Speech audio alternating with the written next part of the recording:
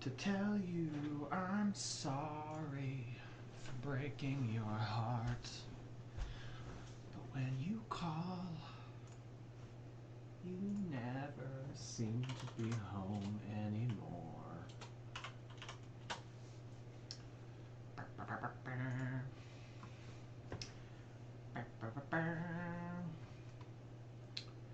Hello, people of the internet.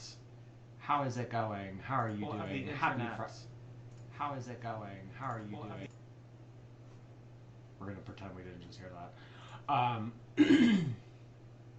How's it going?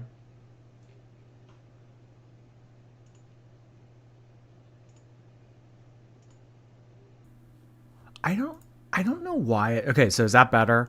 I don't know why it does that. It's so annoying. It's so irritating. It just resets my mic. Like why? Why? You can hear me now, right?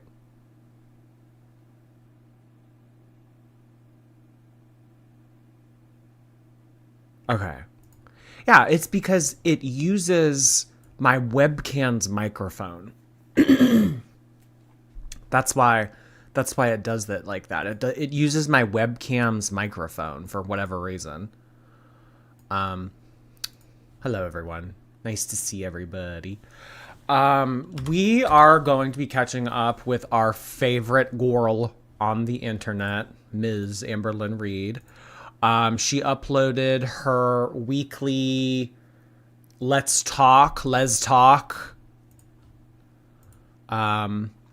So we're going to go through that and hear what she has to say. This is kind of an opportunity for the community to get involved with Amberlynn and ask her questions about anything and everything. So that is what we are going to be doing. You were just watching my vlog. Hello. She uses AI for her voice notes. I have heard those rumors going around about Amberlynn using fake voices to send herself questions. What I will say is that the voices that, I mean, I don't know if that's even like able to be confirmed, but what I will say is that the questions and like the voices that are used in her voice memo segment are a little bit interesting. Maybe that's the best word to use. I don't know though. Is she using AI? Is Amberlynn not receiving any favorable voice memos from her supporters? I don't know. But yeah. The male voices were definitely AI. Just kind of interesting that so many men are sending in voice memos to Amberlynn. Not that there aren't straight men that watch this kind of stuff, or not that the men that sent those in have to be straight, but I just wouldn't think that that would be the general demographic sending in voice memos to this Les Talk segment. But hey, you know what? It's the internet. So we are going to be taking a look just as soon as I pull up the tab. This is her Les Talk segment, again, as I just said, so we're going to go through this. And then afterwards, we are going to be looking at an update from Alexis. Alexis had returned to YouTube yesterday, and she had something to say in regards to the Tone Pecs allegations that Amberlynn brought to the forefront of Girl World recently. And Alexis talks a little bit about the pee pads. The pee pads have been something that I have been talking about on my channel here for a while now. I don't think that Twinkie has been getting adequate care. Everything that has happened with Rarity recently has called into question Amberlynn's ability to be a pet parent. And we kind of saw Twinkie moving around in one of her videos earlier this week, and it didn't really look too great. So we will be taking a look at some snippets of Alexis's most recent upload because we are going to be getting from her P-pad confirmation, as well as her response to the Tone Peck's allegations. So yeah. So let me pull up the first video. This is what we're going to do first, and then we're going to move into that after, and then time permitting, we might do BBC. I know y'all haven't gotten your fill of BBC lately, so maybe we'll do that.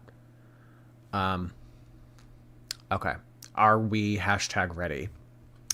Clever Bee. Hey, Clever Bee. Nice to see you tonight. Thank you so much for 5 gifted memberships. Really appreciate that. Welcome, guys. Courtesy of Clever Bee, 5 new members. Hey, hey, hey. Let's get some bee emojis in the chat for Clever Bee's generosity. Nice to see you. Also sent in a super chat, just says, just popping in to say hi. Replay gang for me tonight. See you later, Gorals. Well, we will see you later, Clever Bee. Thank you so much for doing that while you were here. Okay. Are you guys ready for Let's Talk episode 3? Oh, I am. I am. Hello, hello. Welcome to another Let's Talk video, which I absolutely love these. I think out of my new schedule, Let's Talk is my most favorite that I do, and then weekly vlog is my second favorite. Well, yeah, you like Let's Talk the most because it's your opportunity to run your mouth. You don't really have to do anything. You just have to sit on the couch and spew bullshit. I'm surprised that the vlog is her second favorite because that requires the most effort. And then, I mean, the other two, the weigh-in and the eat with me, I mean, those are pretty low effort. I mean, they're never more than like 12 minutes. So I'm surprised that the vlog is her second favorite because that requires the most time and effort. And that's not really in Amberlynn's wheelhouse. But hey, let the bullshit begin. Let the bullshit begin. Let's bullshit. Not me playing choosy right now. But anyways, let's literally get right into it. First things first is sweet. Oh, okay. So we're like turning choosy into like, oh, that's so funny. Haha, choosy. Yeah, guys, do you remember Choosy? Oh my god, do you remember when Beck came on here and told us about Choosy? Oh my god, let's make jokes about it now.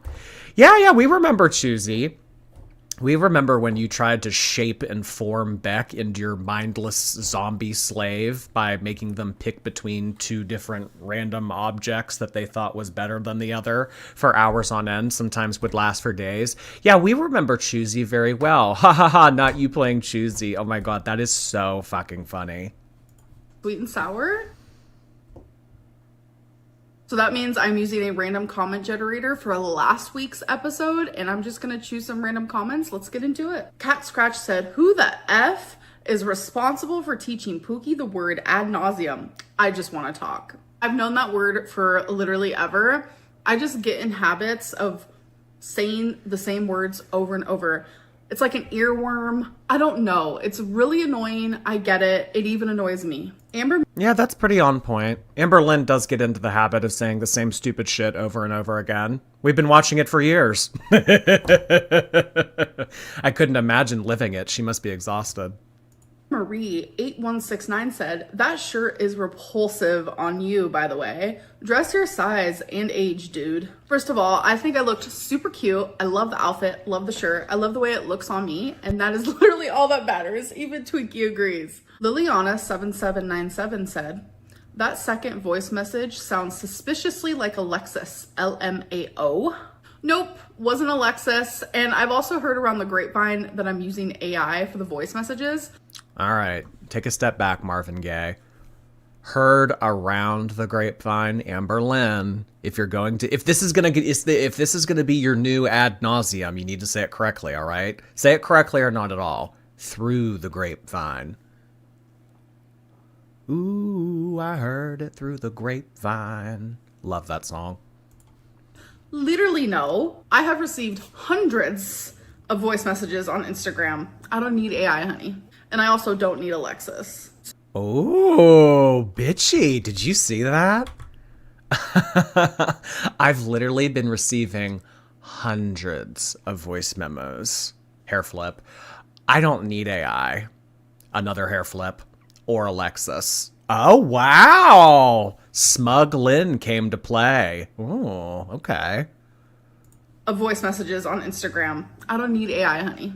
And I also don't need Alexis. Super Musical Passion 1 said, the thing about hobbies is that most people who have a ton of them have phases where they aren't interested in any of them.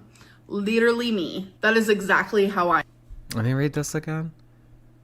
Most people who have a ton of hobbies go through phases where they aren't interested in any of them. Yeah, I mean, usually you outgrow the interest, or you've gotten what you want out of the hobby and you move on to another one.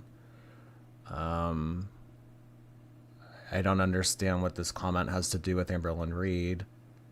Is this talking about like how sometimes she likes reading books and sometimes she likes Legos and sometimes she...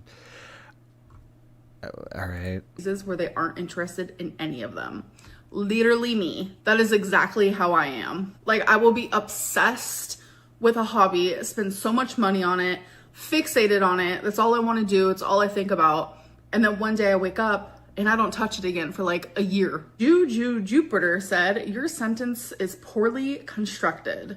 You don't have to tell me twice. I write better than I speak out loud, and I think it's because of nervousness.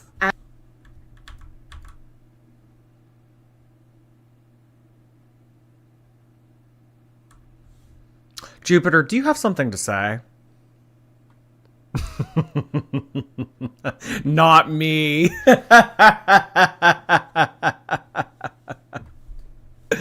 Oh my god. Your sentence is poorly constructed.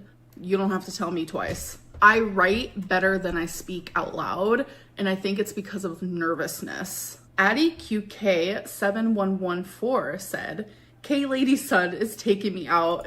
I'm not like the other 500-pound girls. I'm nervous. Hashtag quirky. Kayla Dyson. Genuinely, when I was filming the video, I didn't pick up on it.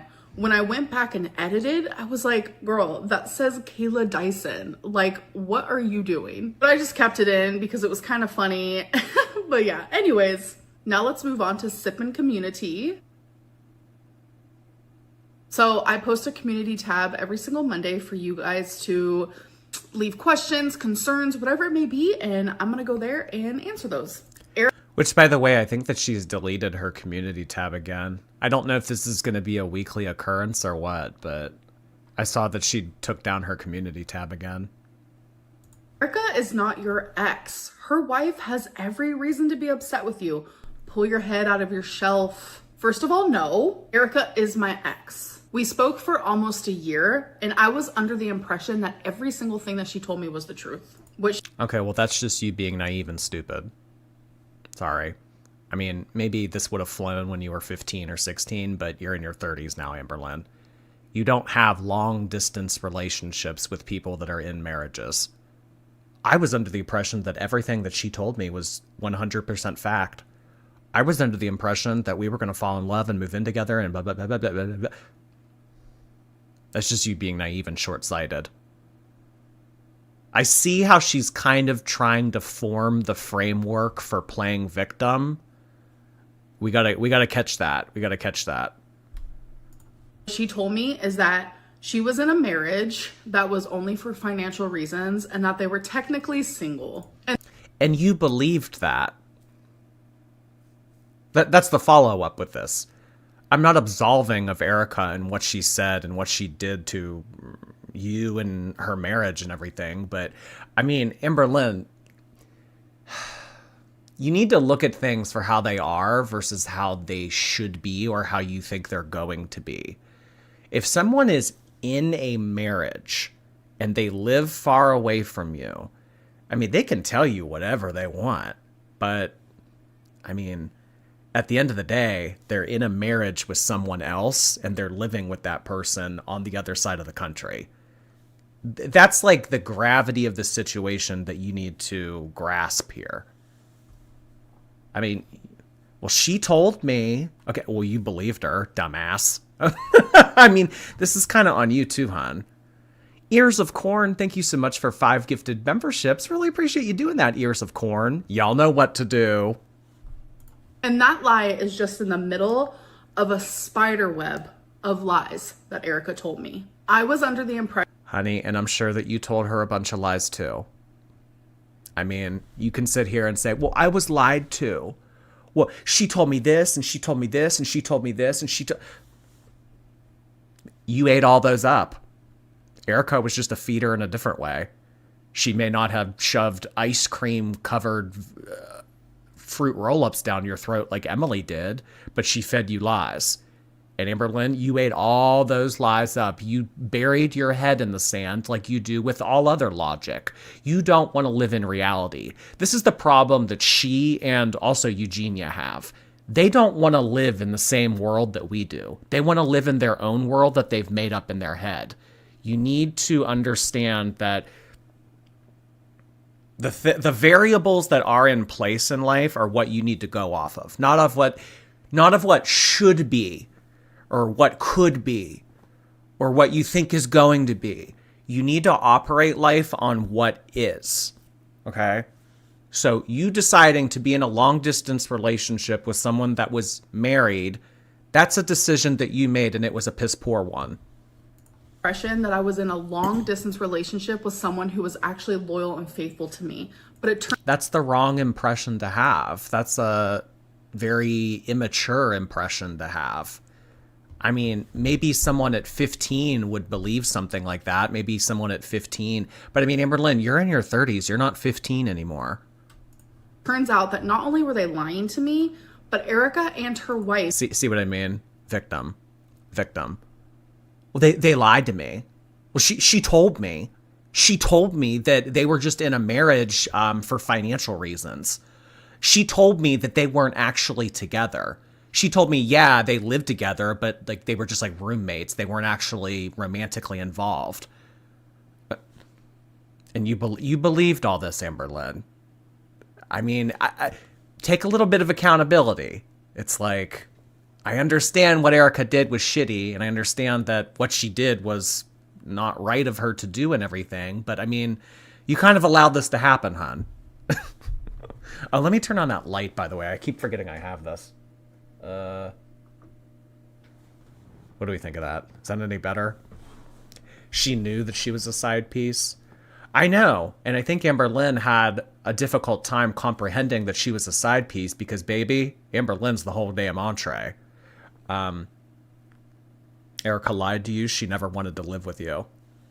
I know. It's just the fact that she ate all of these lies up and she continued to waste her time. I mean, at the end of the day, I don't think that Amberlynn really cared because she was putting all of her eggs into multiple baskets at that point. I mean, she was talking to Abby, she was talking to Danielle, she was talking to Erica, she was talking to Alexis, she was talking to, later on, she was talking to Emily. Like, Amberlynn was spreading herself very thin and was talking to multiple people. This is kind of something I've talked about in the past, that like apps like Bumble, Hinge, Tinder, they make that very accessible. They make that very possible in today's age. And I think that monogamy in our society is shifting.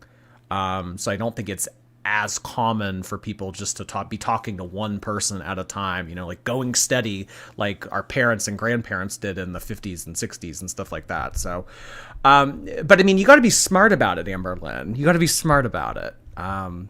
The fact that this girl told you all these like things that you are smart enough to think through or think around. I mean, you just ate all this up and you just sat there like the dumbass. I mean, I don't know if I necessarily believe that because Amberlynn, I mean, I don't know. I think that she wanted to believe what Erica was telling her, so she did. Originally messaged me to be trolls. It was in a deceiving way. When Erica's wife finally said, I don't want you talking to her anymore, Erica still kept talking to me. Not only did she keep talking to me, but she fell in love with me. She created a future with me and we became partners. It was a relationship based off of mental intimacy. And I mean, this is completely up to everyone's individual opinion, whether or not you think this was a legitimate relationship. I've talked about it ad nauseum on here regarding my opinion versus in person and online relationships. I don't know. Amberlynn seems to think that this was a fully functional relationship, yet she's never met this person. I mean, I've said my piece on that in the past, but I mean, you're free to think whatever you want. Have your own opinions on long distance relationships, people that you've never met before, people who fall in love on FaceTime. That's for you to understand. That's for you to come up with on your own opinion. I mean, maybe you have lived that, maybe it's happened with you, maybe it's worked out for you. That's awesome and everything. But I mean, case by case, and I just think that relationships are tested differently over the phone versus in person. And sexual intimacy that we shared in a long distance way. So I'm saying text messages, videos, photos. She wants to say this, yet she was talking to multiple people.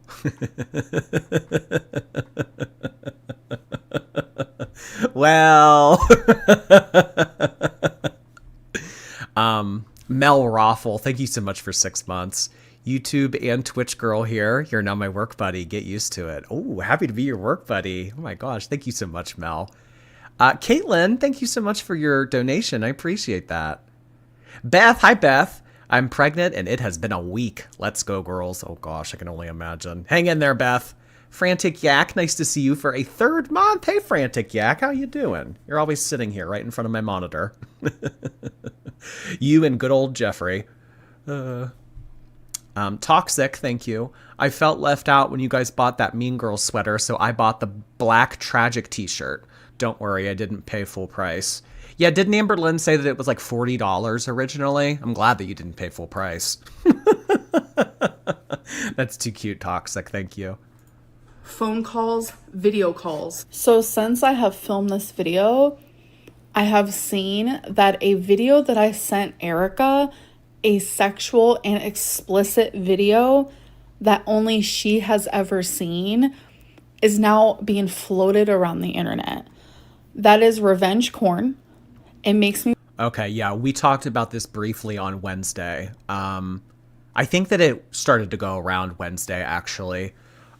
So if you have Instagram, if you have Twitter, if you go on any of the forums or Facebook pages relating to Amberlynn Reid, you've probably seen this by now. I'm not going to show it on YouTube because it's not appropriate to be showing on a live stream. But there is a photo of Amberlynn holding a certain type of pink object near her mouth, doing something sexual with it. So Amberlynn here is kind of saying that Erica was the one that released this. This is the reason why it's going around the community and everything. Did Erica release it? Has Amberlynn sent this to multiple people? I don't know, but this kind of seems to be like a repeat of the whole crumble cookie thing. I think that Amberlynn is afraid of Erica. I think that she wants to pop off on Erica and she wants to freak out on Erica, but she's kind of like a little bit hesitant to it because, I mean, if Erica had the cookie video and now she had these like other videos and photos of Amberlynn with like toys, doing whatever with them, I mean, if Amberlynn were smart, she would stop addressing these people. If Amberlynn were smart, she would just let Britney post her sweatshirt picture. She would just let Britney post like the shading little like pictures that she puts on Instagram every now and then. She would just let Erica write comments on her videos and say what she needs to say, and she wouldn't address it. Because I mean, Amberlynn, the problem with you versus Erica and Britney is they don't have anything to lose. They really don't give a fuck. I mean, they're not really public figures. They're not people that care about their social media reputation and everything. So, I mean, you keep fighting with them and you keep enraging them because I kind of get the feeling that Erica has a temper. Who knows what Erica will do with all of that. We realized that the crumble cookie situation was also them. They're the ones who leaked it. and they gaslit me into believing it wasn't true. So yeah, this current revenge corn happened because I called Brittany out because she always posts me on her Instagram, and I do not understand why. In the same way that you showed text messages from Erica. I'm not saying that the two are equal or that either of you are correct in doing this and everything, but take the like steps of the incident for what they are. Brittany put up a photo wearing the "Why Are You So Obsessed With Me" torrid sweatshirt, and then you put that screenshot into your video, and you showed text messages of Erica professing her love for you, knowing that that was to function as a dig to Brittany.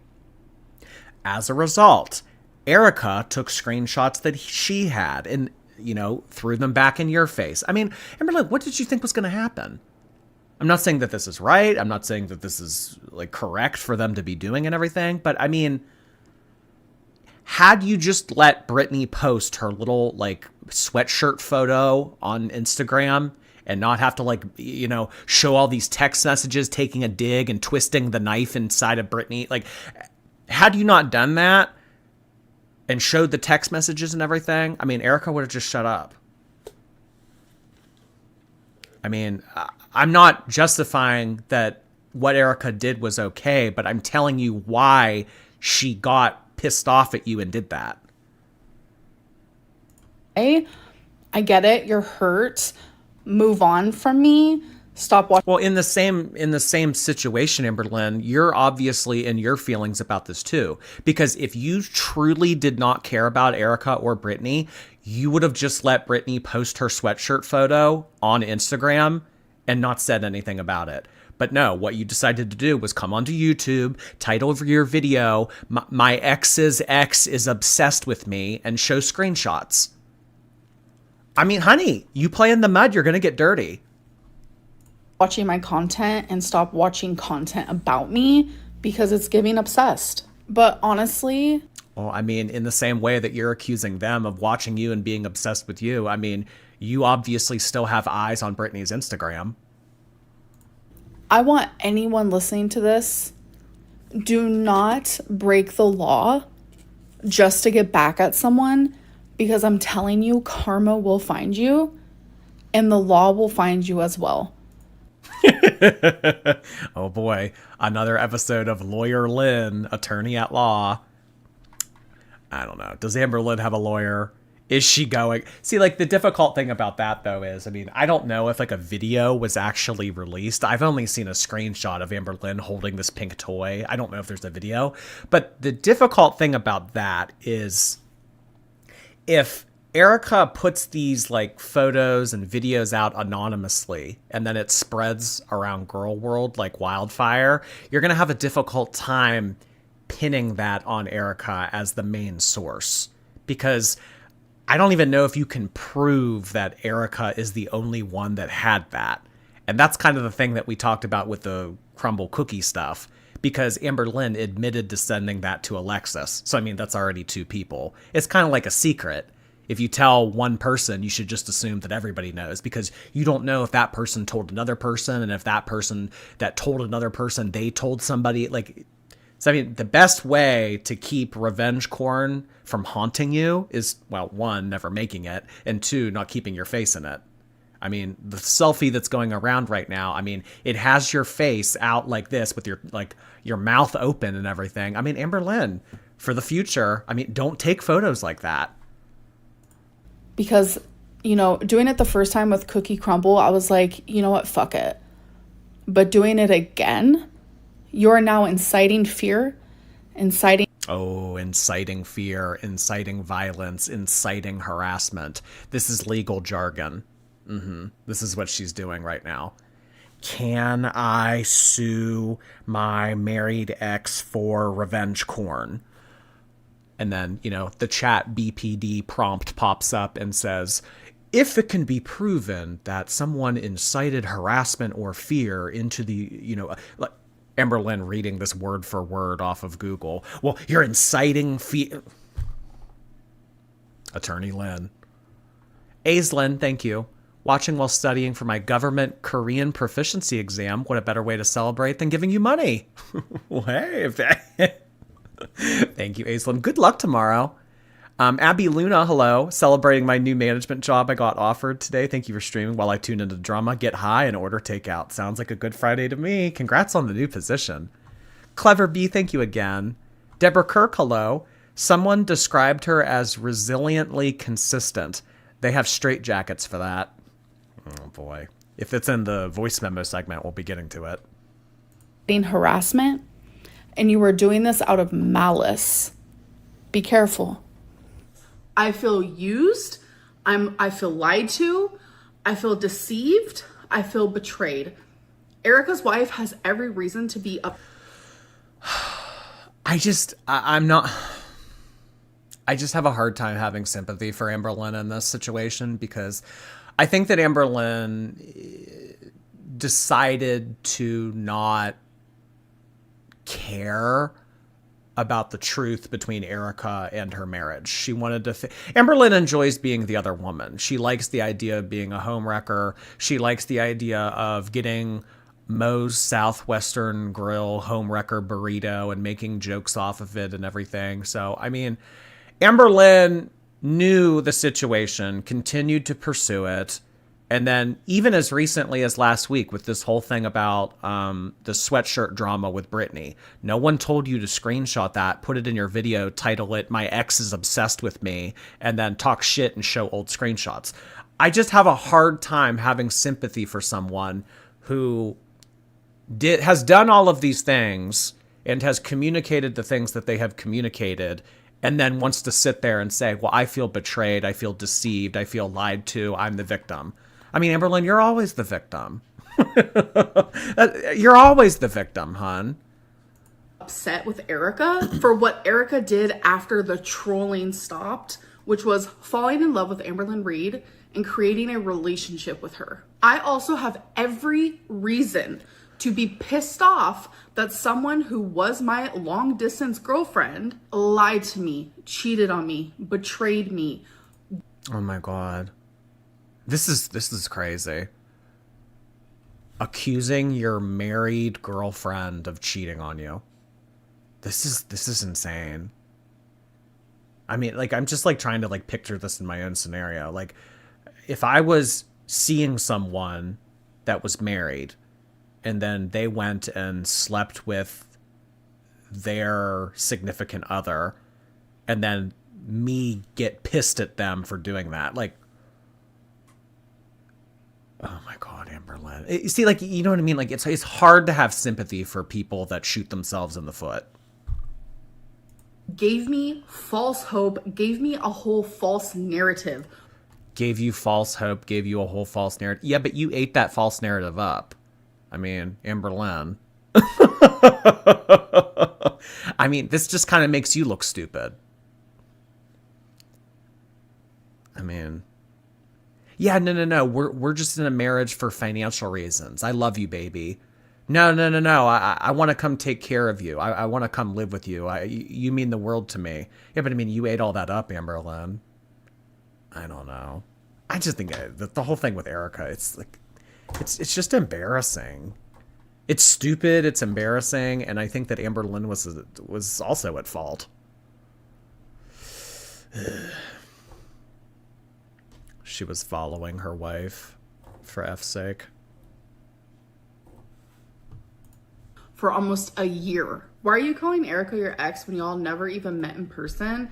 And she and her wife admitted that the whole reason Erica talked to you was to troll you. So first of all, the reason why I call Erica my ex-girlfriend, because we were in a relationship. Long distance or not, they both count. It's 2025. A lot of people have long distance relationships. And yes, Erica and her wife admitted that they originally messaged me as a troll. It was 1 full month of Erica trolling me. Brittany finally said, stop talking to her. Erica kept talking to me for another 10 months without her wife's knowledge. I had no idea of any of this. Imagine being in a long distance. I mean, you may have not had knowledge that they originally reached out to you as a troll, but you had knowledge that she was married. That should have been enough, Amberlynn. Don't date married people. That's the bottom line. Don't date married people and don't think to yourself, oh, well, they'll leave their significant other for me. If that were true, they wouldn't be married. If that were true, they'd be in the process of getting the papers written up for divorce. They would be separated. They wouldn't be living in the same house, etc. You have to look at the way that things are versus the way things should be or the way that you want life to be.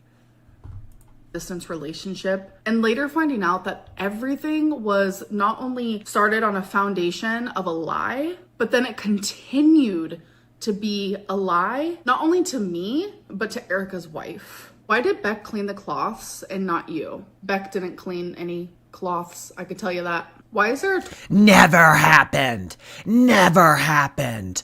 There were no washcloths. No, that's completely arbitrarily made up. Are you kidding me? I never took Eric and Ricky's dead mother's washcloths and grinded on them on the sink. Are you ridiculous? That never happened. And I certainly never threw any of them away. And then I certainly didn't buy more washcloths and grind up on them and have Beck take care of me and wash the washcloths so that I could reuse them again. Never happened. Okay, Amberlynn, it never happened. Never. There was never any washcloths. Amberlynn doesn't even own a washcloth. I mean, despite there being video evidence and despite Beck telling us in detail about all of these different instances with you and washcloth, it never happened. Never happened. Beck never cleaned washcloths, never brought Amberlynn a bucket and a sponge, never helped Amberlynn bathe. You know what? Amberlynn is a fully functional adult, and season 4 never happened. And anyone who says otherwise is just an ignorant shithead. Froggy, thank you. Are you going to play Dress to Impress with us again? I would like to start doing more miscellaneous content. If you know that were to occur, it would be on the other channel, More Jordy.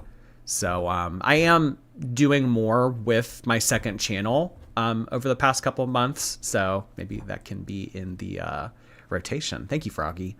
Deborah, hello. Watched your vlog. You are so handsome. Oh, well, thank you, Deborah. I appreciate that. Hope you have a good weekend. Oh, Lordy, it's Jordy's satire account. Thank you so much. Jordy's new sexy torrid dressing room Instagram photo. I did put up an Instagram photo yesterday. It was in a Nordstrom dressing room, though. Excuse you. Toilet brush in your shower? There isn't. Can you talk about the recent pic circulating of... No, never happened.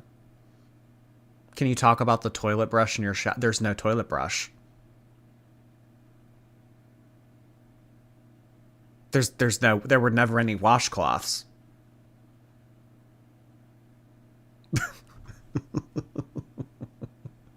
Oh, okay, Amber. Of you sitting on 2 chairs at bingo? That's obviously not real because that's not true. I use 1 chair and 1 chair. Never happened. I've never even been to bingo. I've never played bingo. Can you address sitting on 2 chairs at bingo? I've never sat on 2 chairs in my life. Are you saying because I'm so fat that my ass can't take up just the surface area of 1 chair and that I need 2? Maybe you should stop being so fat phobic and ableist. How about that? 2 chairs never happened. There were never 2 chairs. There were never washcloths, and there was never a toilet brush. You're just making things up. Okay. Up is down, right is left. Chair only. Could you please clarify your relationship with Yo Mama? I've received confirmation that his wife discovered inappropriate conversations between the 2 of you and asked him to stop talking to you. A lot of people thumbs this up and it makes me very uncomfortable. Me and Yo Mama have never spoken privately, not ever. The only communications that have ever happened has been him speaking. Think about that for a minute. Is it difficult logging into 100 different accounts to give yourself all the positive comments? That is so embarrassing. Like, it's genuinely embarrassing that people actually think that just because I get a positive comment that it's from me. I have a lot of supporters out there. They're just very, very scared of public. Ah, yes, the silent majority. They're just afraid to speak out because they know as soon as they do, they'll get swamped on by Hater Nation. I have a lot of supporters. A lot of people out there love me, love my behavior, love the way that I treat other people. I have so many supporters, you guys. They just go to different schools. No, I just haven't gotten to it yet, Uma. Oh, actually, you popped up just now. Uma, thank you for 3 months. Dog sitting for my dad this weekend and nothing going on this rainy Friday. Time for Jordy and Fat Women drama. Much love from Florida. Oh my gosh, I would love to take a trip to Florida sometime soon. I am aching to walk around Disney. I want a Mickey pretzel, goddammit. Ugh, hope you have a good weekend, Uma. Thank you. Mandy, thank you so much for 5 gifted memberships on Twitch. Really appreciate that. Welcome to all of our new members. Oh my gosh, one of them being Nito Burrito. Nice to see you, Nito Burrito. Jordy's cluster of people, thank you. She better not flip that limp hair too hard. The rest will fall out. Like I say, I think that she better hope Destiny held on to that hair pick from all those years ago. Supporting me, because when they do, they either get bashed or they get called, "Hi Amber, I know it's you." Like, I have never left myself a positive comment. Did you know that lying for other people is still considered lying? I don't believe. Oh, again, never happened. Okay, so like 5 examples just now of no, that never happened. I've never logged into a sock account and gave myself a positive comment. This never happened. All right. Never happened, you guys. I mean, really, this whole segment is just a repeat of Tail, or what is it? Her one segment she does later on in the video, Tea or Tail. It's just tail, tail, tail. No, that's a lie. No, that's a lie. No, that's a lie.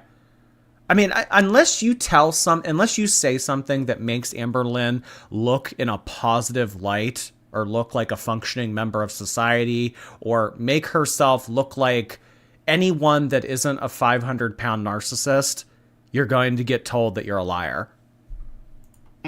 Yes, and you would do it too if you were protecting the person that you love. Why don't you show us? Oh, there we go again. Protecting.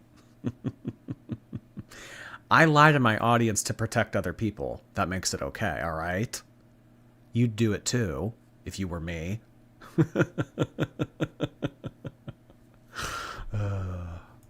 Randomly picking so we know you're not completely lying and cherry picking nice voice notes. Any voice memo that I have done and that I have heard have been nice, and it's actually genuinely surprised me probably as much. No, I don't. Okay, again, never happened.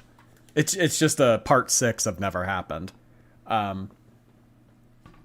Every voice memo that has been sent into Amberlynn has been nice. Or hasn't asked her a difficult question. They've all been these like underhand, slow pitch, softball questions. It never has anyone come on here and, you know, because I mean, if someone gets a little bit argumentative with her or says something nasty or something that she doesn't agree with, she's just going to block them. I mean, at this point, like if you have Instagram and then you at one point have interacted with Amberlynn on Instagram and it hasn't been some type of communication that wasn't just like licking her fupa, you've been blocked. It's kind of like a rite of passage in girl world. I mean, interacting with Amberlynn on social media, I mean, you'll get blocked as soon as you say something that she doesn't like. As it has surprised you guys, I don't get much hate in my DMs, but sometimes I do. So I was expecting to get a lot of like hateful voice memos because I'm giving you guys the chance to just like tell me whatever. No, I would show negative voice memos. I would show ones that ask me difficult questions. I would. I just don't get any. No, no, they're only nice. They're only kind. They're only...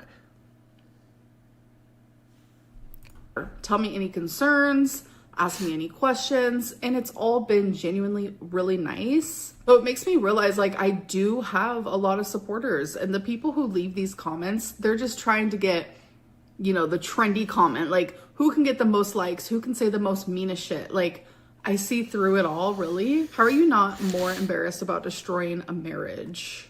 I feel bad about the situation because when I found out that Erica was married, which was like I want to say 8 months into us speaking. I should have just called it. I don't believe that for a second. She didn't find out that Erica was married until 8 months after of them speaking. That's usually something that comes up.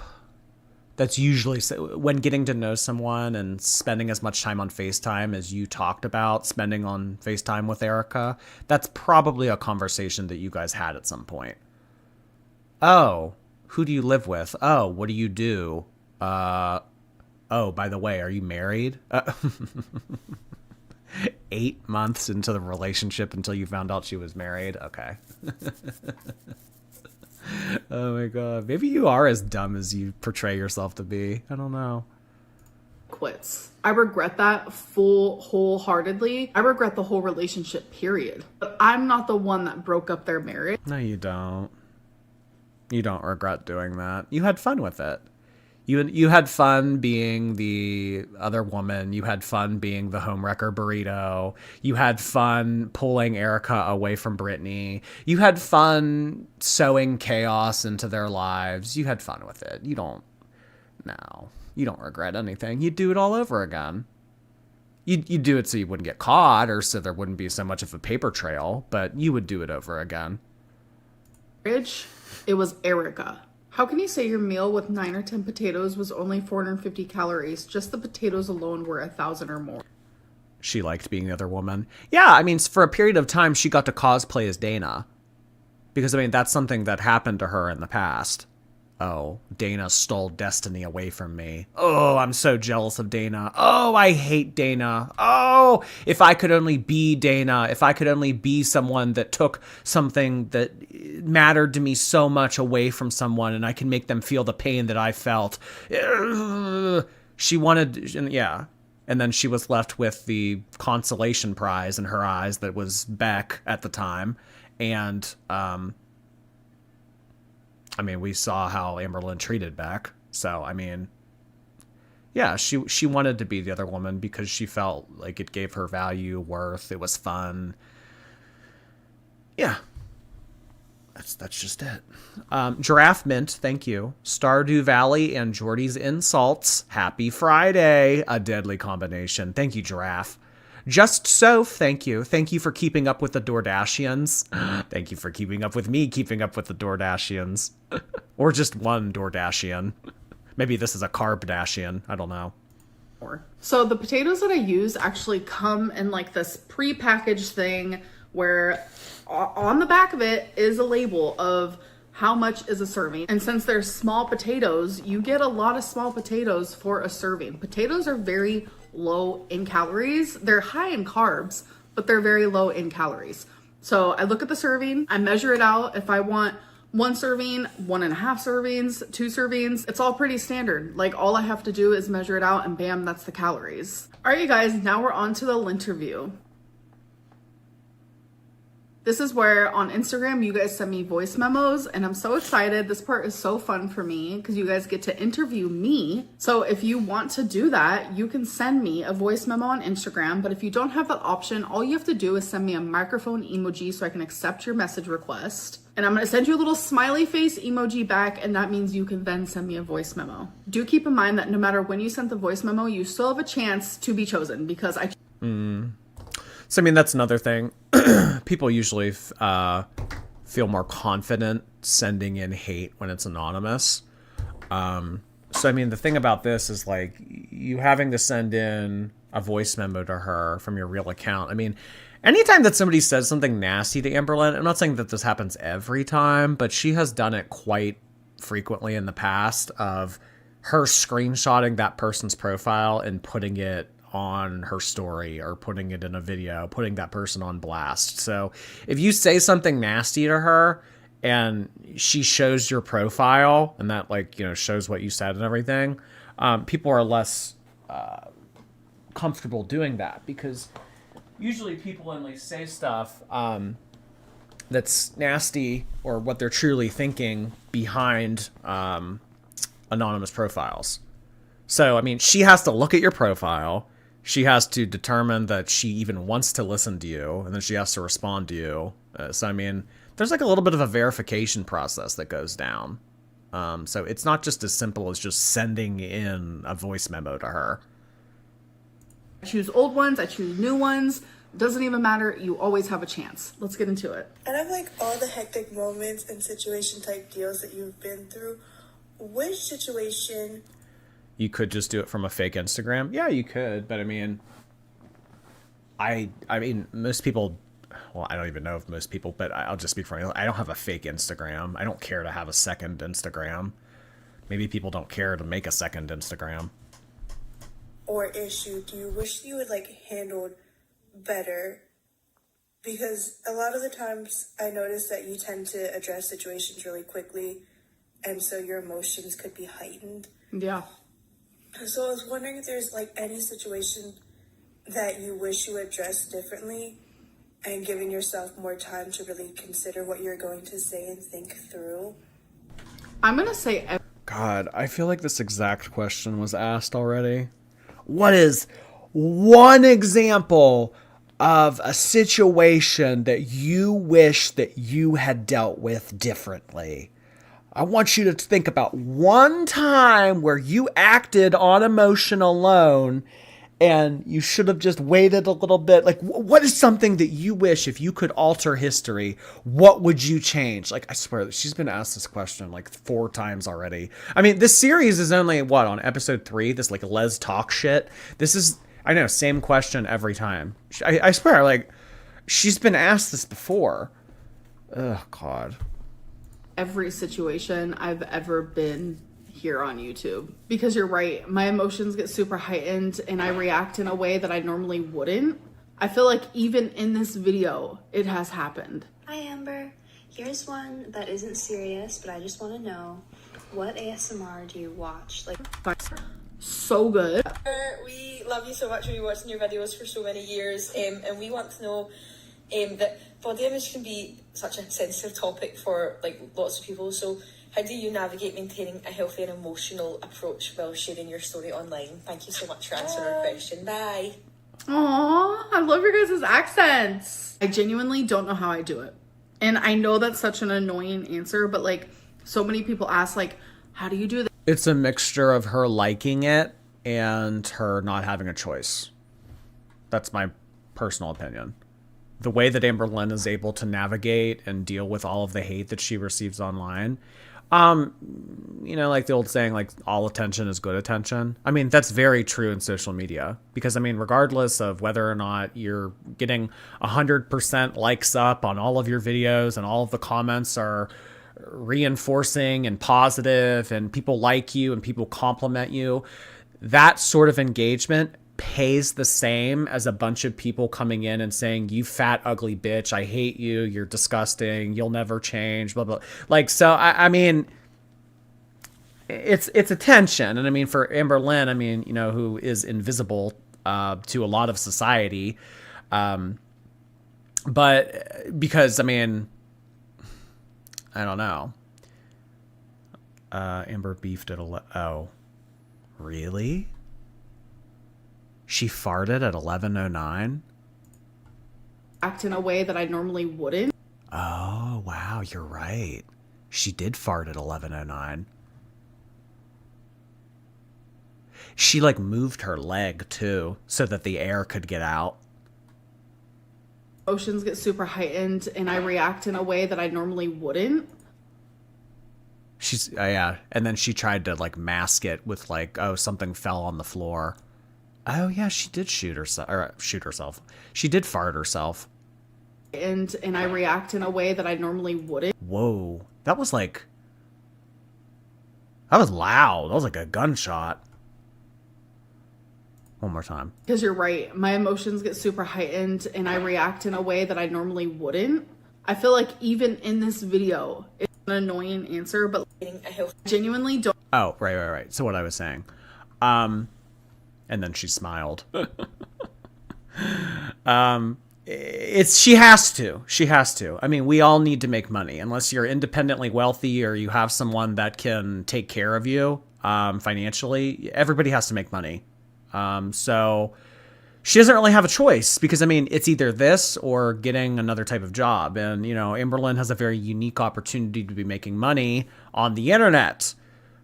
Because if you can work for 2 hours a week doing what she does versus a standard 9 to 5 where you have to do a commute, you have to deal with coworkers, you have to deal with a boss, Amberlynn would make significantly less for way more work.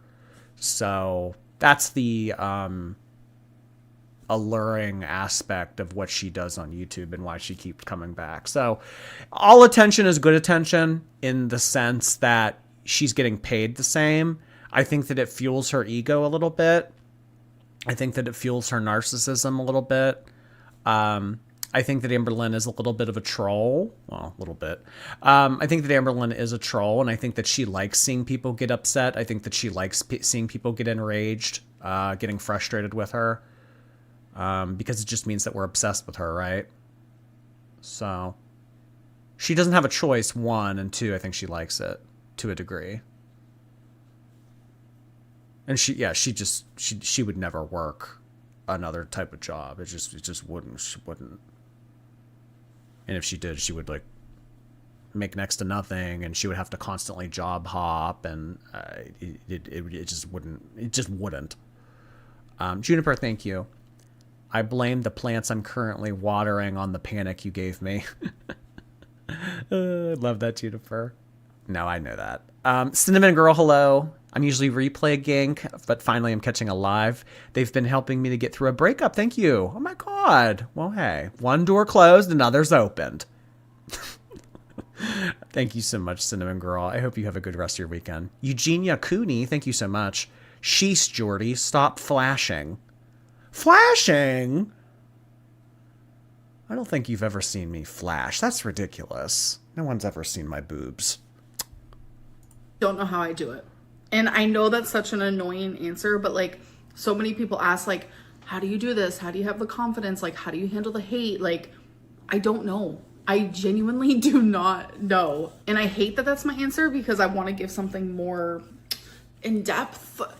A part of me blames it on my childhood, like, because I went through so much. So I had to be strong at such an early age. Because it's like, if I didn't go. No, this is all just random fluff. This is all like clutter conversation. It's because she has to. It's because she has to, and the hate doesn't bother her as much as it would bother a another person. That's all this comes down to. She has to. She has to. It has childhood trauma made me resilient, made me into the person that I am today.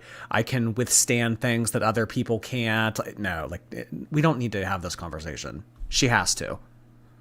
Go through all that crap that made me have strength. I don't know if I'd be able to handle all this other stuff. What's something that you're working on internally that your audience might not know? Ooh, something I'm working on internally that my audience doesn't know. There's a lot, but like, which one am I willing? Passing a kidney stone, having a hernia remedied. There's a lot that Amberlynn's working on. Processing gallstones.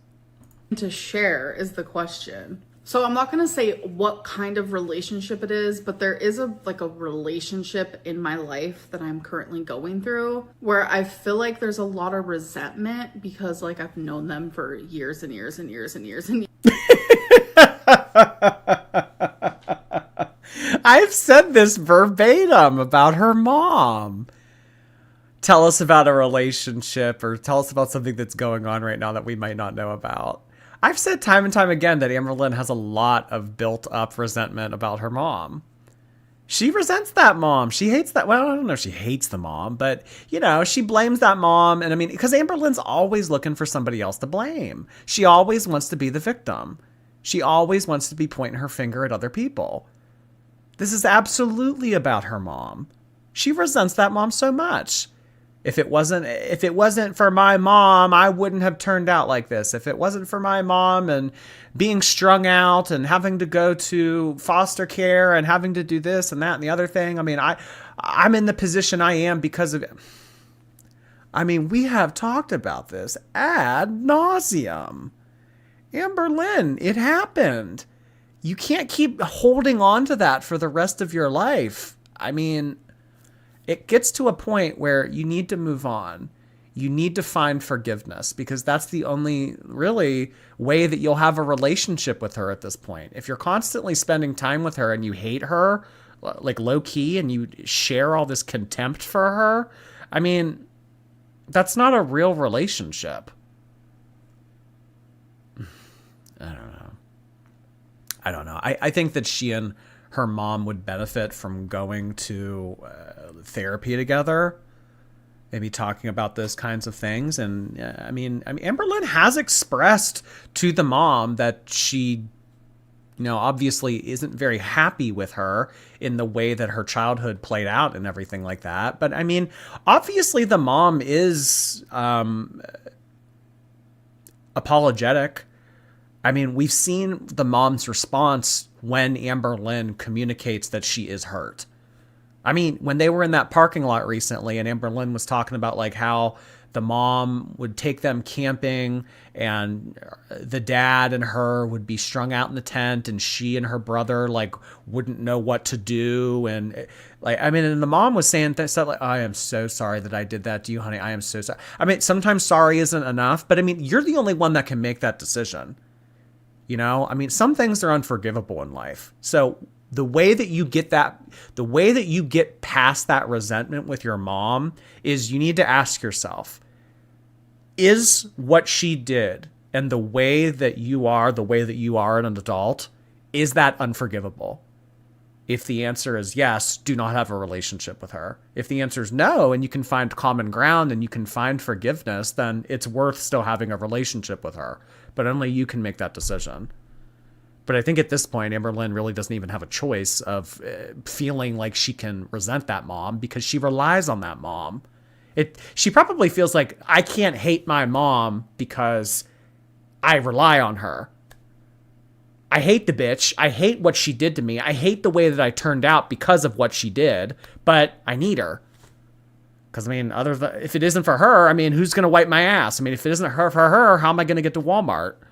If it isn't for her, then how am I going to go? So, I mean, I don't know. There's a lot that you need to work through with that mom, Amber. Haley Alexis, thank you for 15 months. 15 months in the book. Best 15 months ever. Appreciate you being around for so long, Haley. Thank you. Ava Simone, hello. I'm always catching replays. Have a great weekend. Thank you so much, Ava. You as well. Nice to see you catching us live and not replay. Hello, even though we love our replay people. Hippie Birdie, thank you so much for your membership. Ears of Corn, thank you so much for 3 months. So happy to be off work with a fresh Geordie stream to start the weekend. Happy Friday to you, Ears of Corn. I appreciate all of those gifted memberships you sent in earlier. Years, and I'm trying to like navigate that. Hi. I would give anything for my dad to take the kind of accountability like her mom has. Wow. Yeah, I mean, that's a pretty powerful thing to share. I mean, think about all the people out there who have fucked up parents, parents that have fucked them up, parents that made their childhoods hell, childhoods that have led to developmental issues into problems that they are currently experiencing in adulthood. And those parents don't give a fuck, or they would not take any accountability for that. So, I mean, I think it does say something that the mom is trying to meet Amberlynn in the middle, or trying to right the wrongs of her past, because there's so many people out there that don't. Hey, Amber. Mike Hello. from Washington, D.C. here. I've been a long-time viewer going back many years, even since the Crystal era. I do have one question. If someone were to watch your entire YouTube history in the form of a documentary, all your ups and downs and successes and failures, how do you think they'd walk away feeling about you? And do you agree with that version of yourself? Wow.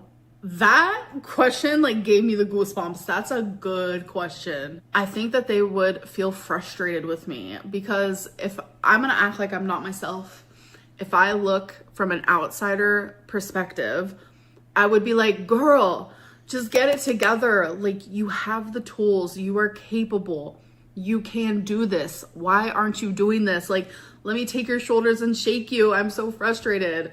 I genuinely feel like they'll leave feeling frustrated. And do I agree with that? Absolutely. 100%. Would you get another dog if Twinkie dies? Oh my God, that's so sad. No. Amberlynn's not getting any more pets. No. She barely wants to take care of herself, let alone pets. I mean, the fact that she still has Rarity, or sorry, no. Oh God, that was a mistalk. I did not mean to say that. The fact that she still has Wasabi and Twinkie, I mean, she got Wasabi and Twinkie under circumstances when she thought that someone else was going to help take care of them. So the fact that she's in the situation now where it's just her, she would never have put herself in this situation if she didn't think that her relationship with Destiny wasn't going to last forever. The answer is no. Twinkie is my heart and my soul. Without her, like, I don't even want to think about it. Like, I'm going to be... I don't have enough room in my heart for another dog. Twinkie will be it. And after Twinkie's gone, there's absolutely no way I could ever replace... Amberlynn, you don't walk the dog. I mean, this is a bull. Bull! You don't walk the dog. You can't take care of the dog. Your apartment floor is covered in piss pads. I mean, no. I mean, the internet wouldn't want to see you take on the responsibility of another pet, and you don't want that either. So that's the real reason. No. I don't have it in me to replace Twinkie. Okay, whatever. Give us that fairy tale Cinderella Disney answer. Devastated, and I don't want another dog to take her spot. That's never gonna happen. Hey girl, I just know that some of your viewers are going to be so upset at me because this is what is considered to be a boring question. And I've been so curious about it, and I've tried asking a few times. Why have you not considered reading the Harry Potter books? I know that you were late to the party and you watched the movie. So I have a few things I want to say. Don't ever think you have a boring question. Nothing is this video. I did start it feeling uplifted and excited for it, but the topic of Erica makes me want to just... That's crazy. I mean, I know I skipped through that, but I just don't really care about someone asking Amberlynn to read Harry Potter books. But her response to that was Erica. Oh, Erica stays on the forefront of her mind. Isn't that crazy? Hey, Amberlynn, why don't you read all of the Harry Potter books? You know what? Erica's a fucking bitch, and she lied to you guys.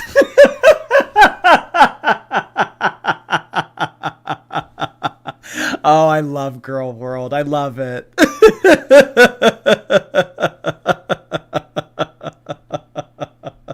She's the one that leaked the Crumble video.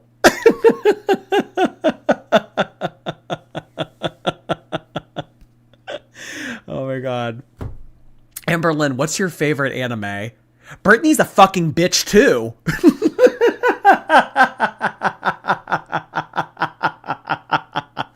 Oh my god, she is bothered. Ignore the world and have a really big anxiety panic attack because genuinely I regret that relationship so bad. So I have been feeling super anxious ever since that came up, but your voice immediately calmed me. You have the voice for ASMR. Just saying. But to answer your question, yeah. Why is she so obsessed with Erica? I thought she was marrying Tommy. I think that Tommy ghosted her. Emily. I think that Emily ghosted her, and it kind of goes... It's kind of like whoever will give Amberlynn attention, or whoever will poke her. That's what she'll get upset about. So I think that if Emily poked her, she would be giving Emily attention, but I just don't think Emily cares. I mean, I think that Emily's like kind of like on her retirement phase from Girl World, and Erica and Brittany are the only ones that are poking the bear right now. Jordy, address her being stoned in every clip. Oh, I don't know if she's stoned. Maybe. I mean, she's done that before to cope with anxiety. Lauren, thank you for 9 months. Hot dog, water, heart, hands. Hot dog, water, heart, hands. Back to you, Lauren. Thank you so much for being here. DeJaunt, thank you. Big back and accountability don't mix. Side note, I'm starting a new job Monday. Oh my God. Well, have a nice weekend and hope you're looking forward to it. Get ready. Thank you, DeJaunt. Nuna's Nook, thank you. The big bitch just makes me mad. Impatient. Never gonna happen. She doesn't want it. She doesn't want it. It's never gonna happen. Thank you, Nuna. Laura, thank you so much for 5 gifted memberships. Holy cow. Our community has just expanded by 5 new members. Thank you to Laura. I really appreciate you doing that, Laura. Let's get some briefcase emojis in the chat for Ms. Laura's generosity. Nice to see you, Laura. Happy Friday to you. Yes, I love the Harry Potter movies, but I don't know. Something about like reading that type of book just doesn't feel entertaining to me. But who knows? Maybe I'll give it a try for you. Hi, Amber. Oh my gosh, we are so excited to send you a voice memo. My mom and I watch all of your videos. Aww. And our question is, how do you measure success beyond the scale? Okay, love you. Bye. Love that. Oh my God. Hello to you and your mother. So I measure success beyond the scale in so many different ways. Like, are we talking mentally, emotionally, physically? I don't even know. So we're just going to go with physically. For me, it's easy. It's the way that I walk, the speed that I walk, and the stamina and the breathing that I'm experiencing. Like, I was just talking to my mom about it when we... That's so stupid. And, you know, Amberlynn loves to talk about stamina. Loves the concept of stamina. You can be 500 pounds, but if you're 500 pounds and you're physically able, you're mobile, that's fine. You can be 500 pounds. Maybe Amberlynn is more health at every size than she lets on. There have been instances where I was 500 pounds and I was in the shower and my legs were shaking because I couldn't hold myself up. And then there were instances when I was 500 pounds and I was singing in the shower and I was just fine. Whatever, Amberlynn. You're still 500 pounds. You shouldn't be 500 pounds. I don't care if you can fucking climb Everest or run a marathon. You're still 500 fucking pounds. We went to the casino last. I'm like walking through this casino like nothing's wrong. Like I was walking quicker than usual. I was waddling less. It's because even though I had only been down like 6 pounds, it's 6 pounds of heavy water weight that I was experiencing. And when that comes off of like my legs, especially because I have lymphedema and lipedema, like I feel so completely different. And I know like you can't understand that unless you experience it and have my type of body. But I'm telling you, if someone took away the scale and I strictly had to just go based on the way my body feels, 1000%. It's the way that my stamina is and the way that I walk and the way that my legs feel. I hope that's what you were asking. I don't know. Everest would have to climb her. But Hey Amber, I'm sorry if my voice sounds a bit weird. I'm currently sick. Hope the fur babies are okay. Say hi to Twinkie for me. My question is, what do you think is like the biggest trigger for you to binge eat or go off track? Yeah, hope you have a good day. Bye. Oh, thank you. And I hope you feel better soon. And Twinkie, she said hello. Yeah. she gets bored. She gets bored. She loses interest.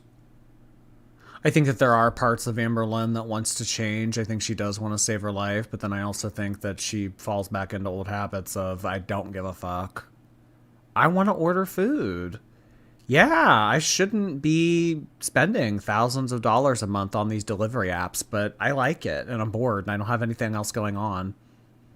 That's why I kind of say that Amberlynn's success on YouTube has been a blessing and a curse.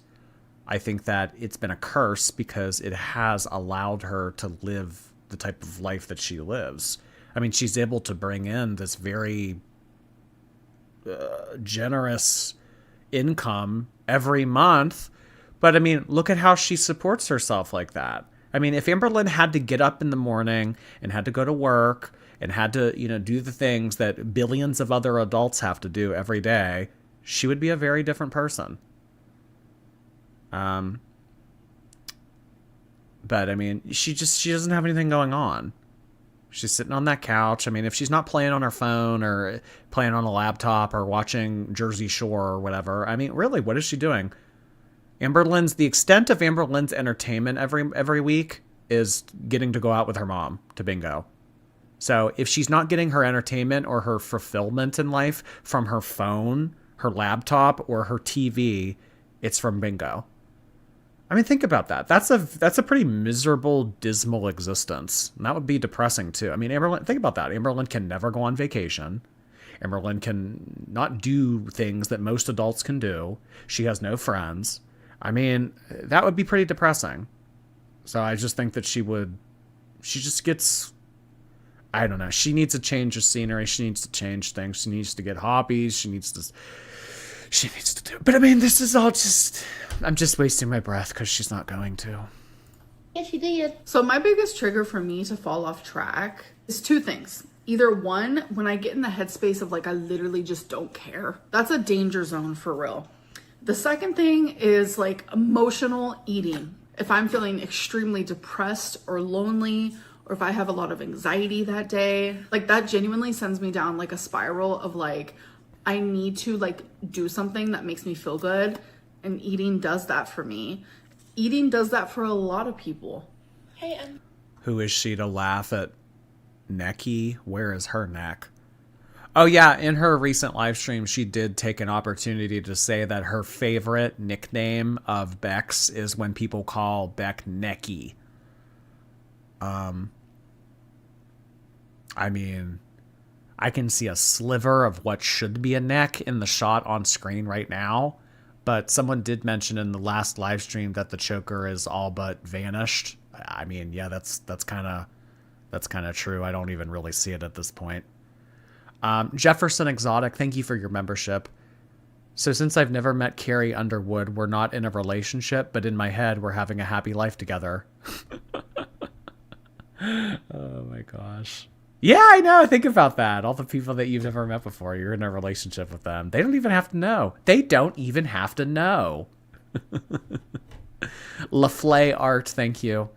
Thank you for the free serotonin tonight. I got that poorly brain, and your live is a real lifesaver. Oh, thank you so much, LaFlay Art. I hope you have a good rest of your night, hon. Be kind to yourself. Apathetic Ash, hello. Calorie Dordashian. There was a queen on Drag Race Season 10 named Calorie Carb Dashian. She went home like first or second. Amberlynn,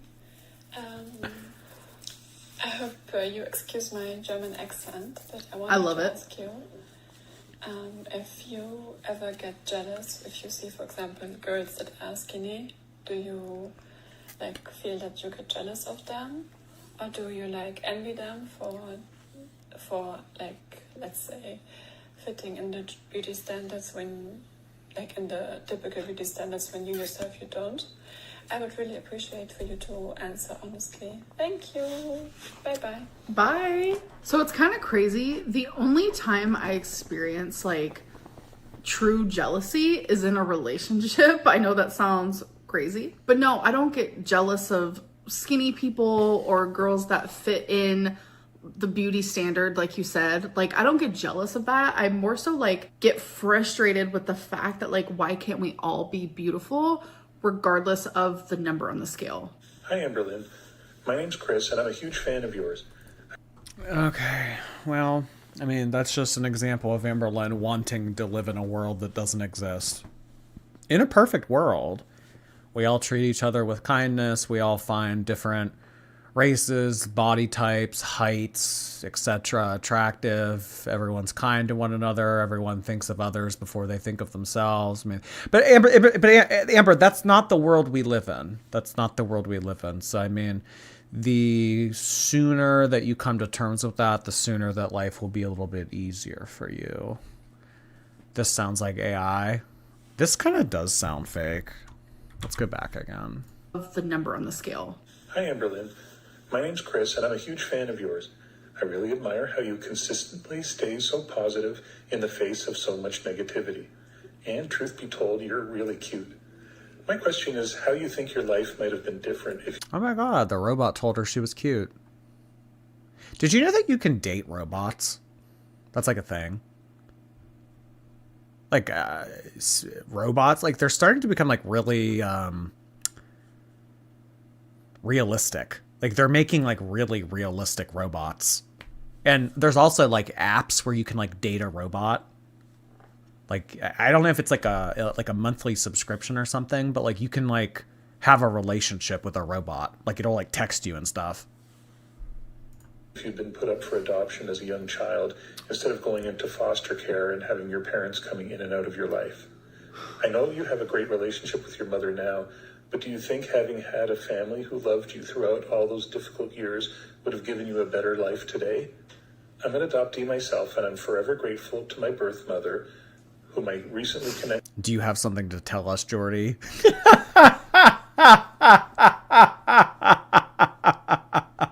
I swear, someone DM'd me on Instagram about that. I don't know that information on my own accord. Someone told me about it.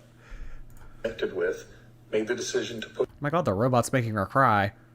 What did it even ask her? If she was adopted, would she be happier? Is that what it asked her?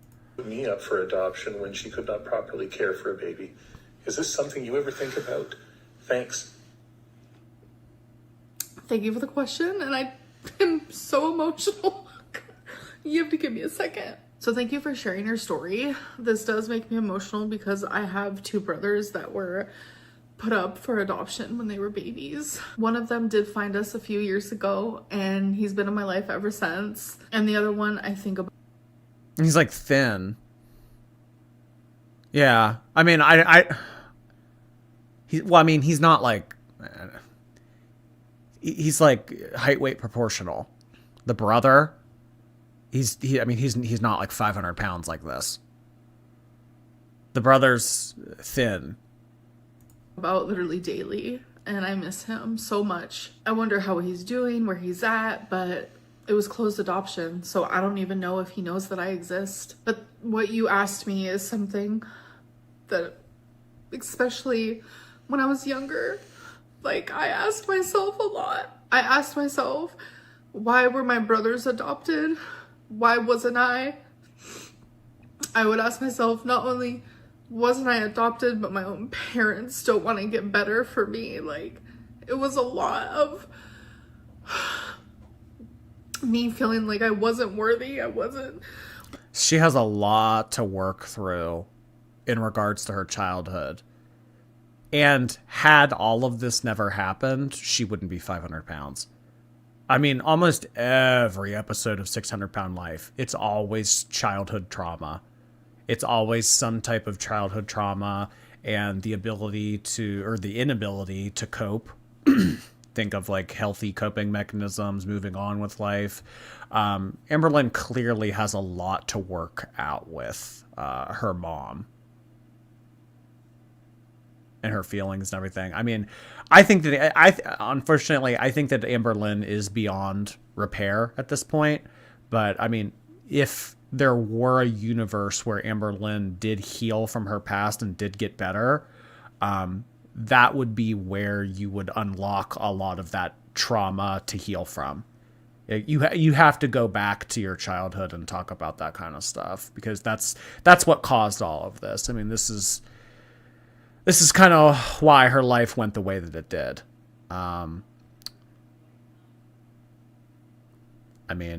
We've had the conversation into the ground, basically, about like, well, I mean, you can either choose to learn from that, and you can choose to make excuses for other people, but I mean,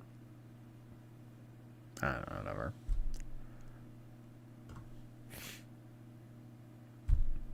No one is beyond repair, Jordy. I used to think that she wasn't beyond repair. I used to. Just Jamie, thank you. Erica didn't fall in love with her. Erica was infatuated with someone who love-bombed her and was constantly giving her attention. They hardly knew each other. Yeah, Erica. I mean, we don't know much about Erica or Erica's personal life, but what I will say, in the conversation that I had with Erica, she did seem to own her shit, at least. I mean, when she came on here, she pretty much said, listen, I'm a piece of shit. I'll tell you straight up, I'm a piece of shit. I've done piece of shit things. I don't know, at least a little bit of accountability from Erica. Not saying she's a good person, but... Worthy of love, parents. Without a doubt, my life would be different right now if I would have been adopted, but as much as I had those, like, questions of, like, why am I not good enough? I am just a kid. Like, why am I not loved? Why am I not taken care of correctly, etc., etc.? Like, I'm glad that I wasn't adopted, because it's like, I don't know what my life would have looked like if I was. And I feel like everything happens for a reason. I don't fully... It would be completely different. Maybe for the better, maybe for the worse, but it would be completely different. You wouldn't be 500, you wouldn't be a 500-pound YouTuber. You wouldn't be the focal point of a drama community. It'd be completely different. Maybe this is worth getting emotional over. Because, yeah, I mean... the people's lives who turn out the way that Amberlynn's life has turned out, almost always there's some capacity of childhood trauma. Fully know the reason, but I want to say that I am where I am because I'm supposed to be. Holy, yeah, this is heavy. This is a lot. Okay. Hi, Amber. I've been watching you for years. So you'd rather have all the trauma than just be adopted? I don't know what I think of her statement there at the end. All I know is I'm where I'm supposed to be. I mean, that sounds very like the universe wants this to be the way that it is. I mean, honestly, I mean, if she could like hope to be adopted and not end up the way that she ended up, I mean, I don't know. I would maybe wish for that too. I don't believe in fate like that. If I was Amberlynn and I was in, you know, had all the issues and trauma and all that she has, I would have wanted to be adopted. Now, and I just wanted to say, I really admire how unapologetically yourself you've been since day one. Despite all the negativity you get on a daily basis, This one sounds like AI too. This kind of sounds like Professor Umbridge. Despite all of the negativity that you receive on a daily basis, my dear. I thought she didn't want to read Harry Potter. clear you haven't let it change who you are at all, which is honestly kind of iconic, I guess you could say. Thank you. I don't think I've ever come across another YouTuber who's so relentlessly consistent. And if this is a real person, they're a fucking dumbass. Because essentially what they're saying to Amberlynn is, I think that it's amazing that you are continuing to be the stupid, dumb, hard-headed bitch that you are. I mean, you know that one meme where it's like a person standing in front of a crowd of people and the one person is saying, yes, you are all wrong. That's essentially what Amberlynn's life is. So this person is just saying, yeah, I really appreciate that you don't listen to the haters. You don't take accountability. You don't listen to what people have to say to you. You don't listen to constructive criticism. You just do what you want to do. That's very like boss girl behavior. You're a bad bitch. Honestly, that is iconic. Look, this bitch sounds as stupid as she is. I mean, and what they put out there. What advice would you give to someone who wants to stay that true to themselves? Not me yelling at a robot. I would argue with a robot.